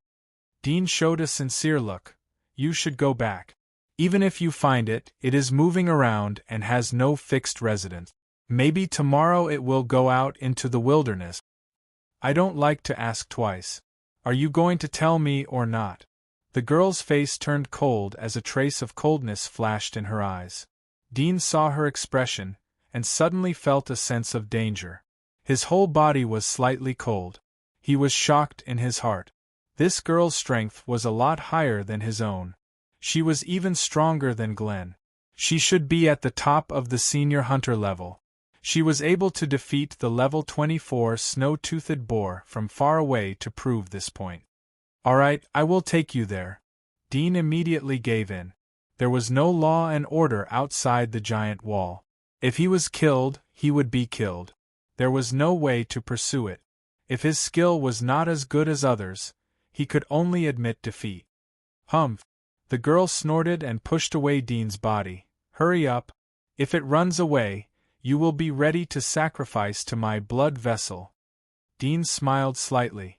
Although he didn't know what the blood vessel was, he could understand the word sacrifice. He immediately turned around and went back to the original road. He didn't dare to play tricks before he could figure out the magic mark of the girl in the tang suit. He didn't want to anger her and lose his life. It didn't take long for Dean and the girl to return to the subway station. The ground was full of huge footprints and traces of crushed limbs left by the Splitter. The girl's face slightly changed as she saw the traces of destruction caused by the Splitter. She slowly raised her hand and grabbed the huge hilt on her back. The length of the hilt was about 50 centimeters. Under the hilt was a huge sword that was as wide as a door. The whole body was blood red. The edge of the huge sword had a diagonal groove like a shark fin. Such a structural design would completely destroy the flesh and blood of the monster. The entire blood-red sword was nearly 3 meters tall, and the width of the blade was almost the same as the width of the girl's delicate body. From the back, it looked like a blood-red sword was walking on its own. Dean was careful to get information from the girl as he led the way. The girl's character seemed to be more casual. She answered most of the questions casually. Dean knew that the blood vessel she had mentioned before was this blood-red sword. "All right, I have found its footprints. You can get out of here." The girl was elegant and noble, but there was not the slightest bit of politeness in her words. Dean was speechless. There was a trace of gloominess on his face. "It should not be far from here. You'd better leave here immediately." Long-winded, the girl quickly followed the direction of the footprints without looking back. Her hand was on the hilt of the sword. It seemed that she was ready to deal with any attack from the surroundings. Dean looked at the girl's posture. It seemed that she was going to hunt the splitter. He was startled. His eyelids twitched as he quickly followed the girl. The girl in the tang suit seemed to have heard some movements and rushed straight to the subway entrance where the road had collapsed. She stopped abruptly in front of the gap like a javelin. Such an abrupt breaking surprised Dean, who was chasing after her. Previously, he saw that the girl was running faster than him at full speed. How could she stop just like that? It could only mean that the girl's previous speed was very slow for her. It was like a trot for an ordinary person.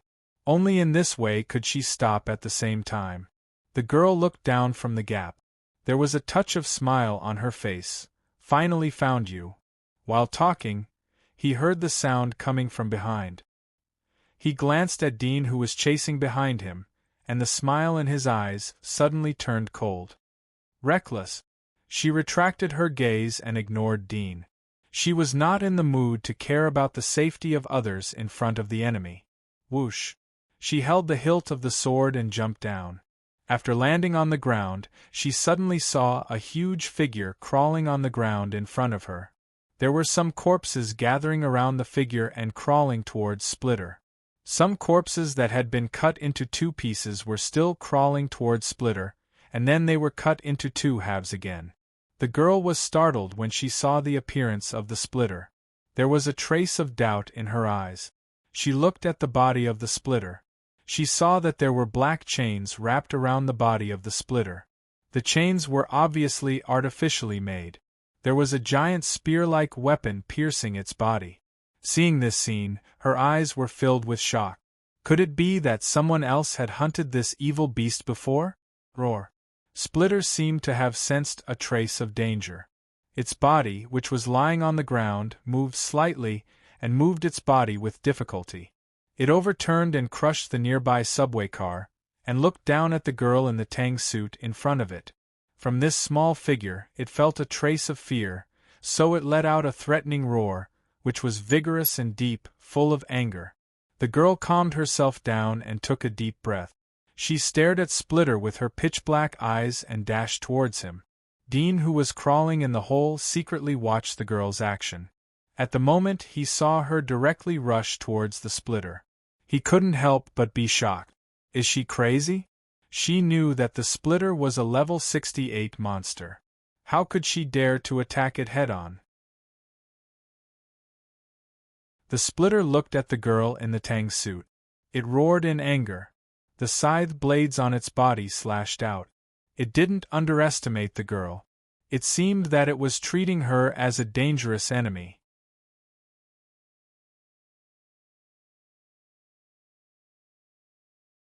Chapter 334. Whoosh! The girl in the tang suit jumped up.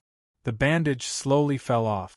The gray and dirty bandage wrapped around the Blood Baron's sword on her back suddenly disintegrated. The dark red sword released a demonic luster like a bloodthirsty beast. It flashed with a red light of excitement. The girl in the tang suit wielded the sword like a blood-red crescent moon. She fiercely chopped the Splitter's body. Splitter screamed and waved its other two scythe-like arms. The width of these two scythe-like arms was more than double that of the other scythe-like arms. Although they looked like attacking limbs, they were used for defense. They were like two huge doors that blocked the front part of its body. The two scythe-like arms collided with the bloody sword in the hands of the girl in the tang suit. Boom! A huge pit suddenly appeared on the ground. Splitter's huge body sank into the huge pit. The place where Blood Baron collided with the black scythe arm created a strong airflow, sweeping away the rancid smell in the air. However, it also swept up the dust on the ground. Dean, who was lying on the ground, was shocked. He saw that the girl in the tang suit had used her toes to borrow the strength of the scythe-like arms. She flipped back and retreated. But when she flipped 180 degrees, she stepped on the inside of the other scythe-like arms. Once again, she used the strength of the scythe-like arms to attack Splitter at full speed. Bang! Splitter's body shook. The scythe-like arms that had been cut by the bloody sword burst open. Blood and green fluid sputtered out. The girl in the tang suit pulled her wrist. The bloody sword cut through the wound like a saw-tooth. Blood quickly sputtered out. Splitter issued a sharp roar. It waved its scythe-like arms to flank the other scythe-like arms. However, the girl's movements were incomparably fast. After the first strike landed, she quickly stepped on Splitter's scythe-like arm and circled around to the other side of its body. With a swing of her arm, the Blood Baron's greatsword was like a blood-colored whirlwind blade as it fiercely chopped at another part of Splitter's body. This time, it directly chopped at a joint, instantly chopping off one of Splitter's scythe-like arms that were swinging back to attack. All of this happened in a flash. The girl in the tang suit was so fast that she was like a purple afterimage. She moved quickly on the body of Splitter. She used the tungsten steel chain that was wrapped around Splitter's body as a foothold. She constantly waved the bloody sword and cut off the scythe-like arms. Dean was dumbfounded. Is this the power of a human? Boom. The girl in the tang suit went to the back of Splitter. Dean couldn't see where she was. Splitter's body trembled and issued a painful scream. The next moment, the scythe-like arms softened. A large amount of blood and green mucus was spat out from the middle of its body. Whoosh! The girl in the tang suit flipped back and landed more than 10 meters away from Splitter. She was holding the bloody sword in her hand. The bloody sword looked like a beast that had drunk its fill of blood. The battle was over in just 10 seconds or so. Splitter was defeated. Dean looked at the girl who was more than 10 meters away from the Splitter. Her chest was heaving up and down violently. He had forgotten to hide his emotions. He was shocked and couldn't speak for a long time. He had expected all kinds of results. He even guessed that the girl in the tang suit had extraordinary strength. But he never thought that the strength she possessed would be so terrifying. It was simply beyond the scope of human. Could it be that this was the level that humans could evolve to? Is this the existence of a senior hunter? The girl in the tang suit gasped for a moment. She gradually recovered some of her physical strength. Although the battle was short, but the consumption was huge. She looked at the dying Splitter. She held the bloody sword and once again rushed forward. Bang! Bang! Splitter was unable to resist and was immediately beheaded by her sword.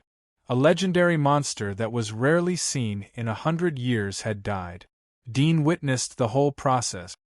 He never thought that the girl with snow-white skin and a beautiful and delicate appearance would have such strength like a monster. His heart was pounding. The first thing that came to his mind was that he would be killed. He secretly regretted it. If he knew that this would happen, he wouldn't have continued to follow. It was obviously too late to escape. With the speed of the girl in the tang suit, she could easily catch up with him. His face was ugly. At this moment, not to mention getting the magic mark of Splitter, he might even lose his small life. The girl in the tang suit inserted the bloody sword into one of the wounds on Splitter's body. She put her hands on the hilt of the bloody sword and gasped for breath. If it wasn't for the fact that she was wearing a tang suit, she would have directly sat on the big guy and rested. After resting for a while, she lifted up the Chong Sam's skirt by her thighs, revealing a wilderness waist bag tied to her snow-white and slender legs. She opened the waist bag and took out a small red bottle. She uncorked the bottle and sprinkled some red powder on the wound pierced by the Blood Baron's greatsword. After pouring the red powder, the girl in the tang suit took out a metal cylinder that was as thick as a wrist. It occupied more than half of the interior area of the bag. She opened the metal cylinder and quietly waited. Soon, a black object slowly wriggled up the blade of the Blood Baron greatsword. It was a jet-black insect as thick as a finger. Dean's eyes turned red. There was no doubt that this was the Splitter's parasitic soul worm that he had spent a lot of effort to get. Compared with the parasitic soul worms he had seen before, this one was more than 10 times thicker. Ordinary parasitic soul worms were as thin as blood vessels, but this one was like an adult leech, fat and big. The girl in the tang suit stretched out 2 fingers and pinched the bloody sword with lightning speed. She threw it into the metal cylinder, closed the lid and tightened it. She put it into the waste bag and pulled out the bloody sword. She turned her head and glanced at Dean, who was above the gap, and hooked her finger at him. Dean's eyes quickly moved away from her waste bag. He stared at her expression for a moment. Seeing that she didn't seem to have any killing intent, he was a little relieved. He carefully jumped down from the gap and said, "I have a way to make you believe that I won't say anything." The girl in the tang suit saw Dean's trembling and cautious appearance. She giggled and ridiculed him. "Really? But I only know that the dead won't say anything." Dean saw her expression and faintly guessed that she was just deliberately intimidating him. But he still couldn't help but feel nervous. This was the sorrow of the weak. He hated himself for being weak. At the same time, his mind quickly turned to various escape methods. In addition to the dead, there are many ways to shut people up. The girl in the tang suit gently smiled. "I didn't expect that a person who is so afraid of death like you would dare to attack the splitter. It's really impressive." Her eyes looked at Dean as she spoke. Dean's heart shivered. He knew that she had noticed the tungsten steel chain on the splitter's body. How would I dare to attack it? If I knew that there was such a big guy here, then I wouldn't have come out to hunt. The injuries on its body should be caused by someone as strong as you. I'm just an intermediate hunter. I don't have such ability." The girl in the tang suit said, "There are a few undeads on the ground. It's obvious that they were killed by someone. Your shoes are stained with blood. Is it a coincidence? Besides, as far as I know, anyone who can come here to kill the splitter would never use such a method to attack it. You don't need to deny it. You are just an intermediate hunter, but you dare to come here to hunt this evil beast. I admire you." Dean's face changed when he heard her words. He didn't bother to criticize her and said in an old-fashioned tone, "I admit that the injury on its body was caused by me. I just borrowed the power of some tools, so I was lucky enough to hurt it." The girl in the tang suit narrowed her eyes as she looked at Dean from head to toe. After a moment there was a smile on her face. "Well, it's rare to meet an interesting little guy. What is your name?" Dean was speechless as he heard her call him little guy. He believed that the girl in the tang suit was not an old witch but a genuine little girl. Of course, it may be related to her own strength. Her strength caused her to look down on her peers. He thought for a moment and truthfully said, "My name is Dean. What about you?" The girl in the tang suit was interested. "You dare to ask my name? It's impolite not to reciprocate," Dean said. "You know my name and I know yours. It's fair." The girl in the tang suit said, "It's fair, but aren't you afraid that I'll kill you?" "I'm afraid." Dean looked at her. "But if you want to kill me, it won't be because I asked your name."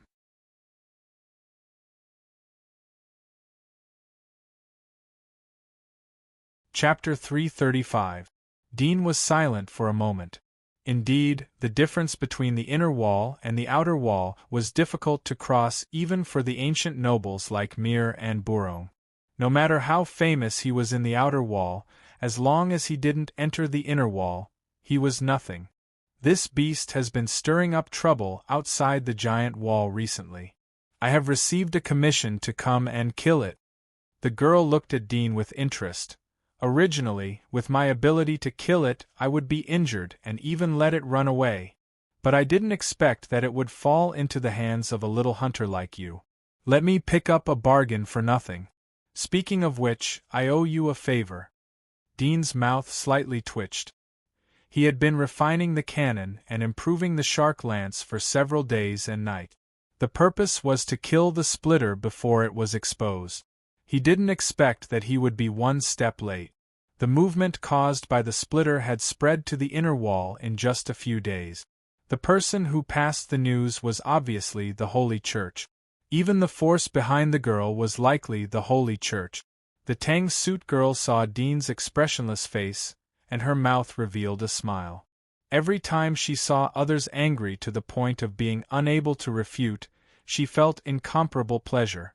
At this moment she leisurely said, "It's impossible for you to get the parasitic soul worm of this legendary monster. Although I don't need this thing, but the people above have already regarded this thing as a thing in the bag.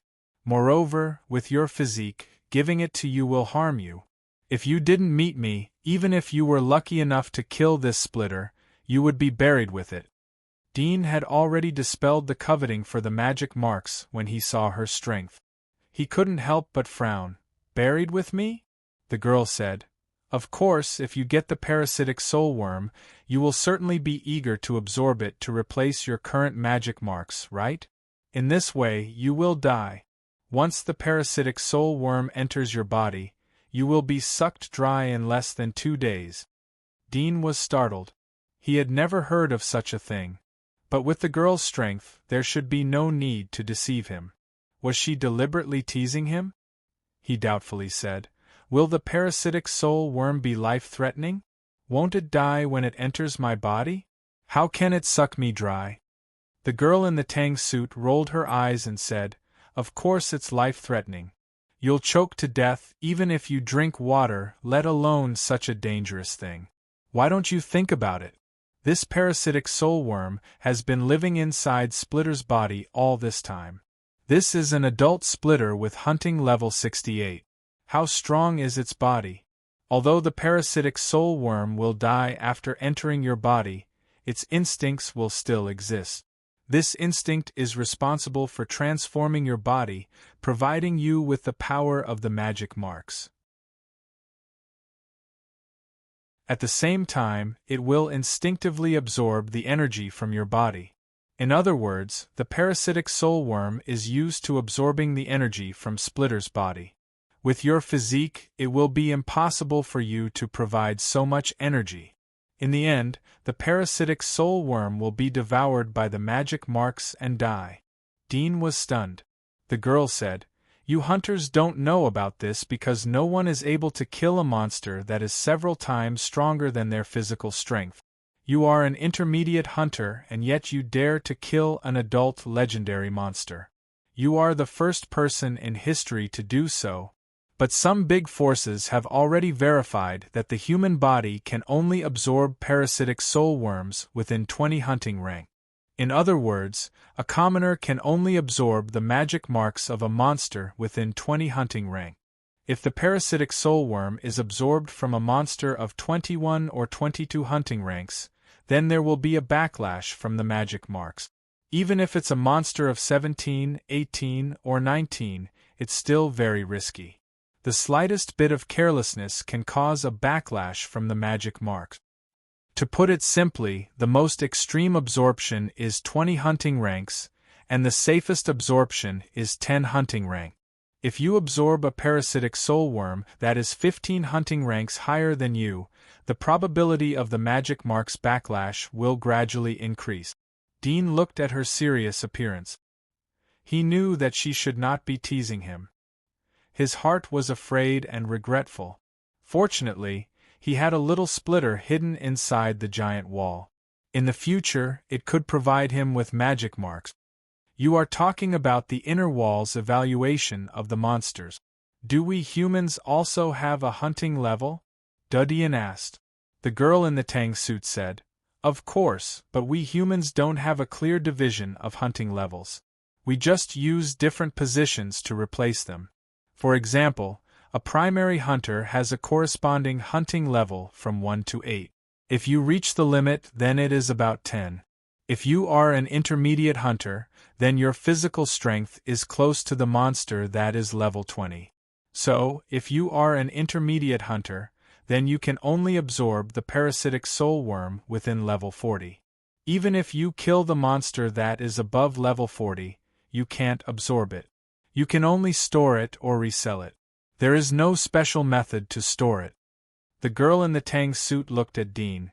"If it was an average person, I would be too lazy to talk about this. There is almost no one who can cross 20 hunting levels to kill a monster, including me." Dean wryly smiled. He thought that it was useless if he couldn't absorb the parasitic soul worm. In the future, if you are lucky and don't die outside the giant wall, then you can go to the Dragon Clan to find me. The girl calmly looked at Dean. If I die, then I didn't say anything. You better not show off this matter in the outer wall. If the people of the Dragon Clan know that someone is using the name of the Dragon Clan to show off in the outer wall, then your end will be very miserable. Dragon Clan? Dean was startled. He whispered and secretly remembered these 2 words. You can keep the body of the splitter. The girl said, some of the materials on its body are good, especially the 2 main sides. They can be made into a set of excellent double-size weapons.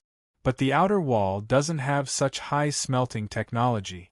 Some of the other materials are of good value, but I'm too lazy to take them back. It's too cumbersome. Dean's eyelids twitched. This was the body of a legendary monster. It was a treasure, but she was too lazy to take it back? How lazy could she be? However, he didn't get the magic marks, but the body of the splitter was of great value. Puff. The girl in the tang suit pulled out the blood-baron sword and wrapped a bandage around her back. She was ready to leave. Suddenly, she thought of something. Her eyebrows slightly moved as she looked at Dean. I will tell you one more thing. Although you may not be able to use it, but consider it as a personal gift from me. It can be regarded as a meeting gift for you to join our Dragon Clan in the future.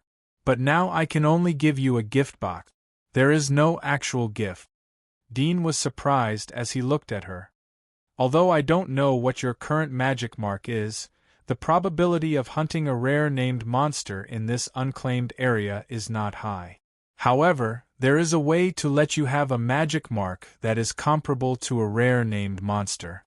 The girl in the tang suit slowly said, This method is called deified magic mark. The method is very simple. If you obtain a rare grade magic mark, then you only need to find 5 monsters of the same type and feed their parasitic soul worms to the magic mark. That way, the magic mark will undergo a deification transformation. If the deification transformation is successful, the magic marks will have a new ability, and the effect will be close to the rare magic marks. That is to say, for example, if you have a rare level magic mark of Corpse Eater, and you absorb 5 magic marks of Corpse Eater, then there is a chance to trigger the deification of the magic mark. Generally speaking, if you absorb 5, the probability of deification is 50%. With each absorption, the probability of deification will increase by about 10%. The girl in the tang suit looked at Dean and said, The advantage of deification is that you don't need to replace the magic marks, but you can improve the original magic marks by a level. So rare magic marks are comparable to rare magic marks, and ordinary magic marks are comparable to rare magic marks. But the disadvantages of deification are also very big. Absorbing the same kind of magic marks can't make the magic marks grow and improve the physique.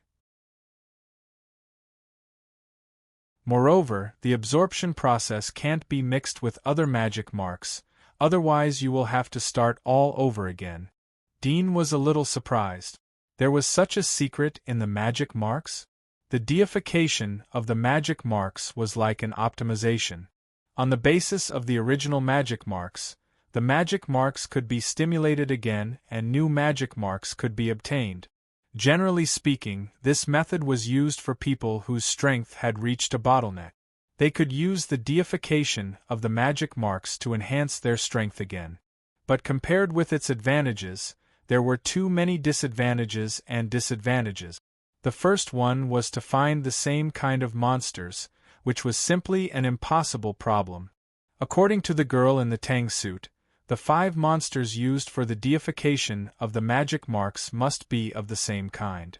For example, if he wanted to deification of the deification, he had to swallow 5 more Corpse Eater of the deification. It would not work if he swallowed other rare monsters. Moreover, in the process of deification of the magic marks, his own strength could not be improved. For example, His physique had reached the limit of intermediate hunter. He only needed to get 2 parasitic soul worms to break through to senior hunter. Once the bottleneck of physique was broken, he could continue to rely on the absorption of cold crystals and God's blessing to enhance his strength. But if he absorbed the Corpse Eater magic marks, it would not break the bottleneck of physique. Even if he absorbed 5 Corpse Eater magic marks, it would only improve the ability of the magic marks, but the physique bottleneck would still be there.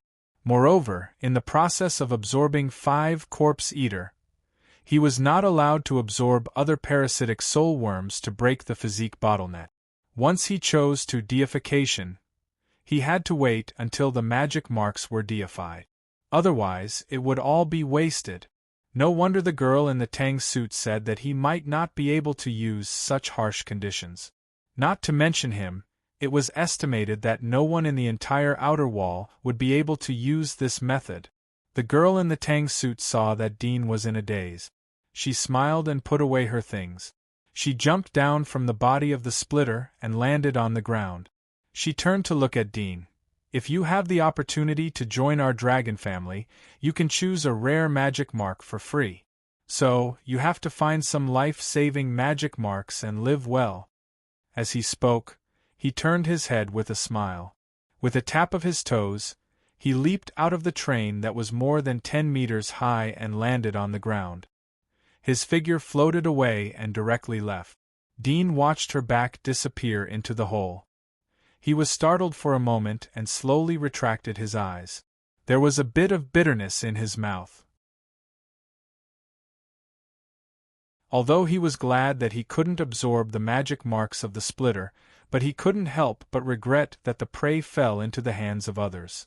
Or it should be said that it fell into the hands of the group of people who had real power inside the giant wall. Sitting inside the wall, even if it was the magic mark of a legendary monster, there would be people hunting it and sending it to him. Compared with such a character, he was still too small. He sighed and looked down at the splitter under his feet. Suddenly, his eyelids fiercely jumped and his heart beat wildly. Egg! There are eggs! Dean suddenly thought of the cave of the splitter. He felt that his whole body's blood was boiling, especially when he thought of the words of the girl in the Tang suit. Even with his mental strength, he couldn't help but breathe fast.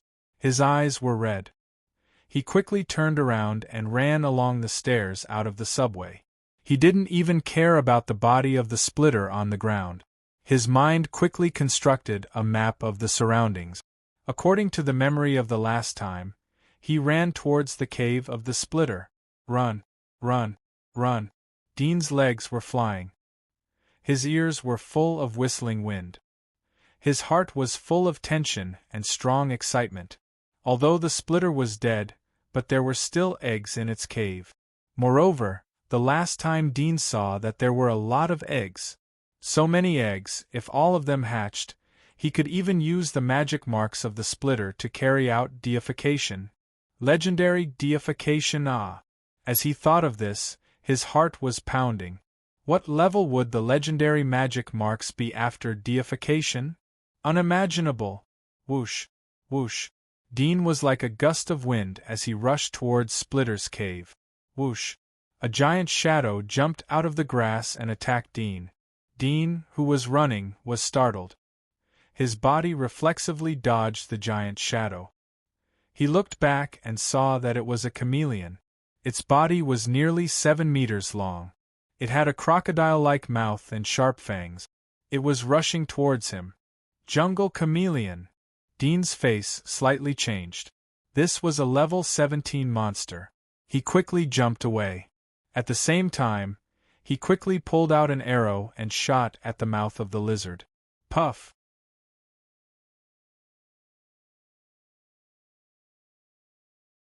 Chapter 336. Dean took the opportunity to pull away from the lizard and turned around to shoot again. Puff! Another arrow hit the lizard's mouth. The distance between the two was more than 10 meters. The speed of the arrow was extremely fast. After the 2 arrows hit, Dean estimated that even if it didn't die, it would be seriously injured. After the inspiration brought by the improved shark lance, in addition to filling his own arrows with mercury, he also left about a centimeter of paralysis venom inside. This effect was hundreds of times stronger than smearing venom on the arrowhead.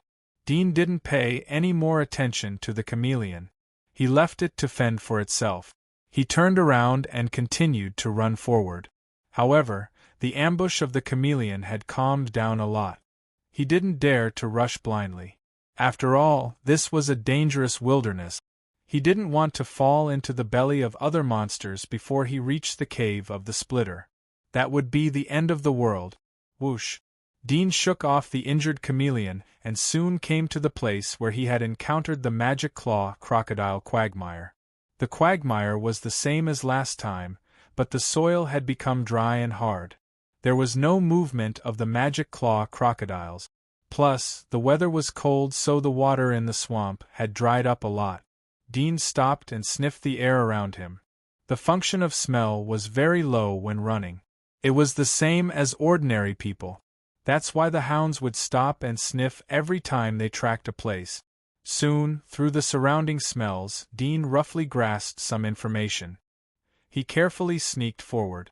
An hour later, Dean finally came to the vicinity of the Splitter's cave. Originally, it would only take him 10 minutes to reach the place, but he had to stop along the way. He was always vigilant against the monsters hidden in the ruins and jungle. Sometimes he would encounter strange smells that blocked his way. So he had to take a detour. It took him several times longer to reach the place. Dean looked at the cave from afar. He was relieved when he saw the boulders outside the cave. He quietly groped and looked up and down. It was difficult to drill into the cave. He was lying on top of a pile of boulders, listening attentively and sniffing with his nose. Through the cracks between the boulders, he could smell a thick, rotten smell of blood. This bloody smell was mixed with many other strange smells. Obviously, it was the corpses of several monsters that Splitter had hunted. There was also a strong smell of the Splitter. Dean sniffed and soon smelled the scent of a small Splitter. Although this cave was a Splitter's cave, but there were subtle differences in the smells of the big and small Splitters. Just like the body odor of different people would be different. Did it hatch again? Dean was surprised and happy. Every young Splitter would be a legendary monster in the future. Its value was infinite. He took 2 steps back and looked around. There was nothing he could use. He was a little disappointed. He estimated his strength. If he went into the cave, he would become a living food for the little Splitter. After all, the little Splitter wasn't the same as the one he brought into the inner wall. It didn't mistake him for its own kind and didn't attack him. I don't know how many eggs are inside. I have to find a way to drill into the cave. If there are less than 5, then I have to give up the deification and replace it with something else. The value of a legendary magic mark should be enough to alarm the inner wall. It shouldn't be a problem to bring down a consortium from the outer wall. Dean secretly calculated in his heart. After all, if the number of Splitter's eggs was not enough, then he didn't know how many years it would take for him to encounter a new Splitter. The probability was too low. During this period, his strength would remain at the intermediate level. Even if he was an intermediate hunter with legendary magic mark ability, it was still too weak. Especially this time when he saw the girl in the tang suit. He saw the evolved form of a senior hunter. Even senior hunters wouldn't have the power to fight back in front of the latter. Such combat power could ignore the rules of the outer wall and sweep away the 6 consortiums. Of course, this was only theoretically feasible. After all, the structure of society was inextricably linked. It wasn't possible to do whatever one wanted just because one had enough fighting power. There may be other underlying rules behind it. If the 6 consortiums were violently destroyed, then the economy of the outer wall would collapse and the outer wall would fall into chaos. It was bound to attract the attention of the inner wall, and most likely they would intervene to suppress the situation. Dean wasn't a reckless man, so he wouldn't do such a reckless thing. He would play his part to the best of his character. These splitters must be raised to the growth stage. These splitters need to be raised until they reach adulthood before they can breed magic mark. Fortunately, splitters grow very fast. From newborn to infancy only takes 5 to 7 days, and from infancy to adulthood takes 1 to 2 months. In other words, they need to hatch and be raised for 2 months before they can be hunted for parasitic soul worms. The little splitters that have already hatched must be crippled and fed like pigs. Otherwise, when they reach adulthood, their strength will soar rapidly and reach hunting level 30 to 40. At that time, there will be no chance of winning. Dean thought for a moment and immediately started to dig a pit outside the cave to make a trap. I have to build a stronghold outside the giant wall as soon as possible. Like other consortium's hunting areas, there are hunter strongholds to provide services such as communication, replenishment of food, healing, and so on. This will greatly reduce the hunter's sacrifice and improve the hunting efficiency. Dean thought as he dug the pit. He didn't have any tools in his hand, so the efficiency of making traps in the pit was slow. After half an hour, he dug a big pit. He used the ropes and arrows he had with him to make a simple trap in the pit. Although it was a common beast trap, but the word common often meant excellent. Only excellent and effective would be widely used. Dean came to the boulders in front of the cave after the trap was made. He moved the boulders down and arranged them in different directions. He placed them outside the cave and around the trap like chess pieces. The purpose of this was to limit the activities of large monsters like Splitter. Dean rested several times on the way. After an hour, Dean finally moved a small gap in the boulder pile. It was located at the top of the boulder pile, which was connected to the cave. With the appearance of the gap, the strong smell of rotten meat drifted out of the cave, making Dudien's stomach churn. His keen sense of smell made his face extremely ugly at this moment. Dean endured the pungent smell and climbed to the top of the boulder pile. He looked down and saw a figure in the dark cave. It looked like countless swords were tied together. At the same time, the sound of stones falling came from the bottom of the boulder pile. He looked down and saw a small splitter climbing up the boulder pile. Dean's face slightly changed.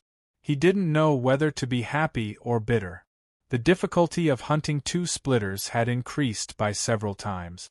He quickly jumped down from the boulder pile and ran to the edge of the boulder pile more than 50 meters away. This was the best hunting angle he had prepared. The sound of stones echoed from time to time in the cave. After a moment, Splitter's body was revealed at the entrance of the cave. This splitter was a bit smaller than the one Dean had used to enter the inner wall. The color of the carapace was black and the luster was deeper and more gorgeous. It seemed to be well developed and full of nutrition. Dean squinted his eyes and aimed the arrow. He wasn't in a hurry to shoot, but waited for Splitter to climb out of the gap. Then he aimed at its eyeball. He was familiar with the structure of Splitter's body after a long time of observation. At the moment the arrow was aimed at its weakness. Whoosh! The arrow passed in the blink of an eye. The Splitter was lying on top of the boulder pile. It seemed to be looking around. It was curious about everything in the outside world. Even the warm sunshine made it feel very novel. Just as it was sizing up the place, a sharp whistling sound suddenly rang out. Puff! The arrow had hit the Splitter's body by the time it recovered. The arrow was too sudden and too fast. Moreover, it was the first time Splitter had come out of the cave, so it hadn't been able to adapt to the strong sunlight yet. Therefore, it was hit by the arrow without any suspense. Moreover, the arrow had hit its eyeball at the core of its body. Squeak! Splitter screamed in pain. Its body swayed from side to side. If it had been hit as soon as it crawled to the gap, it would have fallen into the cave due to the pain. But now, it was lying in the gap between the rock pile and the cave dome. It couldn't move forward or retreat, nor could it hide. It kept screaming in pain. Dean breathed a sigh of relief when he saw the arrow hit its target. He put the arrow on the string again and looked at its swaying body. His eyes narrowed tightly. The irregular swaying made it difficult for him to predict its movements. Blinding one of its eyeballs was not enough to completely eliminate its combat effectiveness. After all, it was a legendary monster. In terms of species level, it had evolved extremely far ahead. Even if it lost its eyeballs, it still had other ways to sense the surrounding danger, but it was not as convenient and fast as using its eyes. Whoosh! The second arrow was shot. This time it aimed at its screaming mouth. Whoosh! As he swung his sharp limbs in a chaotic manner, he accidentally knocked down the arrows that were flying towards him. Dean frowned, but he wasn't discouraged. He put the third arrow. It seemed that he was ready for this. He aimed at the mouth of Splitter again. Splitter's limbs touched the arrow. It seemed to sense the direction of the arrow. It screamed and waved its limbs to form a shield. It firmly protected the front of its body. At the same time it retreated. Bang! The arrow hit the sharp-edged shield and immediately broke. Dean's face sank. Although it was still a juvenile, but its hunting level was around 24 or 25. It wasn't easy to kill it. He took out an arrow and nocked it, quietly waiting for an opportunity. However, the opportunity never appeared again. The Splitter had a strong sense of self-protection. It used the shield to protect the vital parts of its body. It retreated all the way into the cave. Dean picked up the stones on the ground and threw them at the Splitter. The stones fell into the cave. After a moment, the sound of breaking echoed from the cave. Soon another Splitter climbed out of the cave. There was no injury on its body. It should be another one. Dean was happy to see the Splitter trying to climb out. He aimed at its eyeball and shot the arrow when it was halfway through the cave. Puff! The arrow immediately hit its target. The little Splitter had just excitedly climbed halfway when it was suddenly attacked. It immediately let out a painful scream. Dean continued to shoot the arrow. Whoosh! Whoosh! When the little Splitter received the attack, it didn't react immediately. Its sharp blades weren't concentrated, so its mouth was suddenly hit by an arrow. Its screams suddenly rose by hundreds of decibels, and then it quickly stopped. It waved its sharp limbs and retreated into the cave. Dean saw that its sharp limbs were waving like a circle, airtight, so he immediately stopped shooting and saved the arrows. Dean was relieved as the Splitter retreated back into the cave. In general, the first round of ambush was successful. Although the Splitter's strength was amazing and their body structure was extremely strong, but they were still inexperienced. From this point it could be seen that deceit was far more terrible than violence. Dean crawled on the ground and listened carefully. Although the Splitter was still in its infancy stage, but its physique was bigger than most of the level 20 monsters. The ground vibrated as it moved. Dean could roughly determine the position of the cave. Perhaps it was because of the injury that the Splitter retreated into the cave. Dean got up and put the arrow on the bow. He bent down and ran towards the cave. He climbed to the top of the cave and looked inside. There were two little Splitters swaying in the depths of the cave. They didn't make the previous harsh screams. It seemed that they had learned a lot. Dean aimed the arrow. One of the little Splitters swayed into the corner. Behind the corner was a pile of monsters' corpses and the deepest part of the cave. The other little Splitter was injured. It was moving very slowly. Dean saw the excretion on its back. If he shot then he would be able to hit it. However, he stopped and didn't shoot.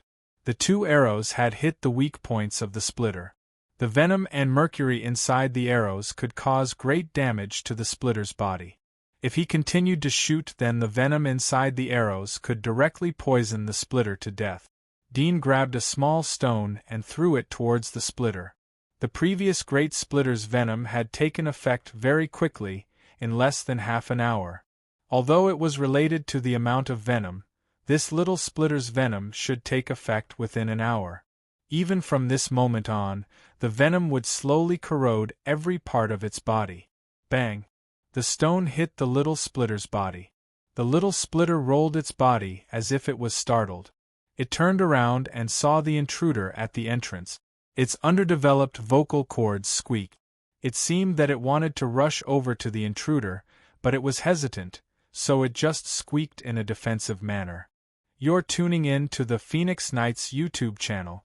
Don't forget to subscribe and join us on this journey to catch the most captivating stories.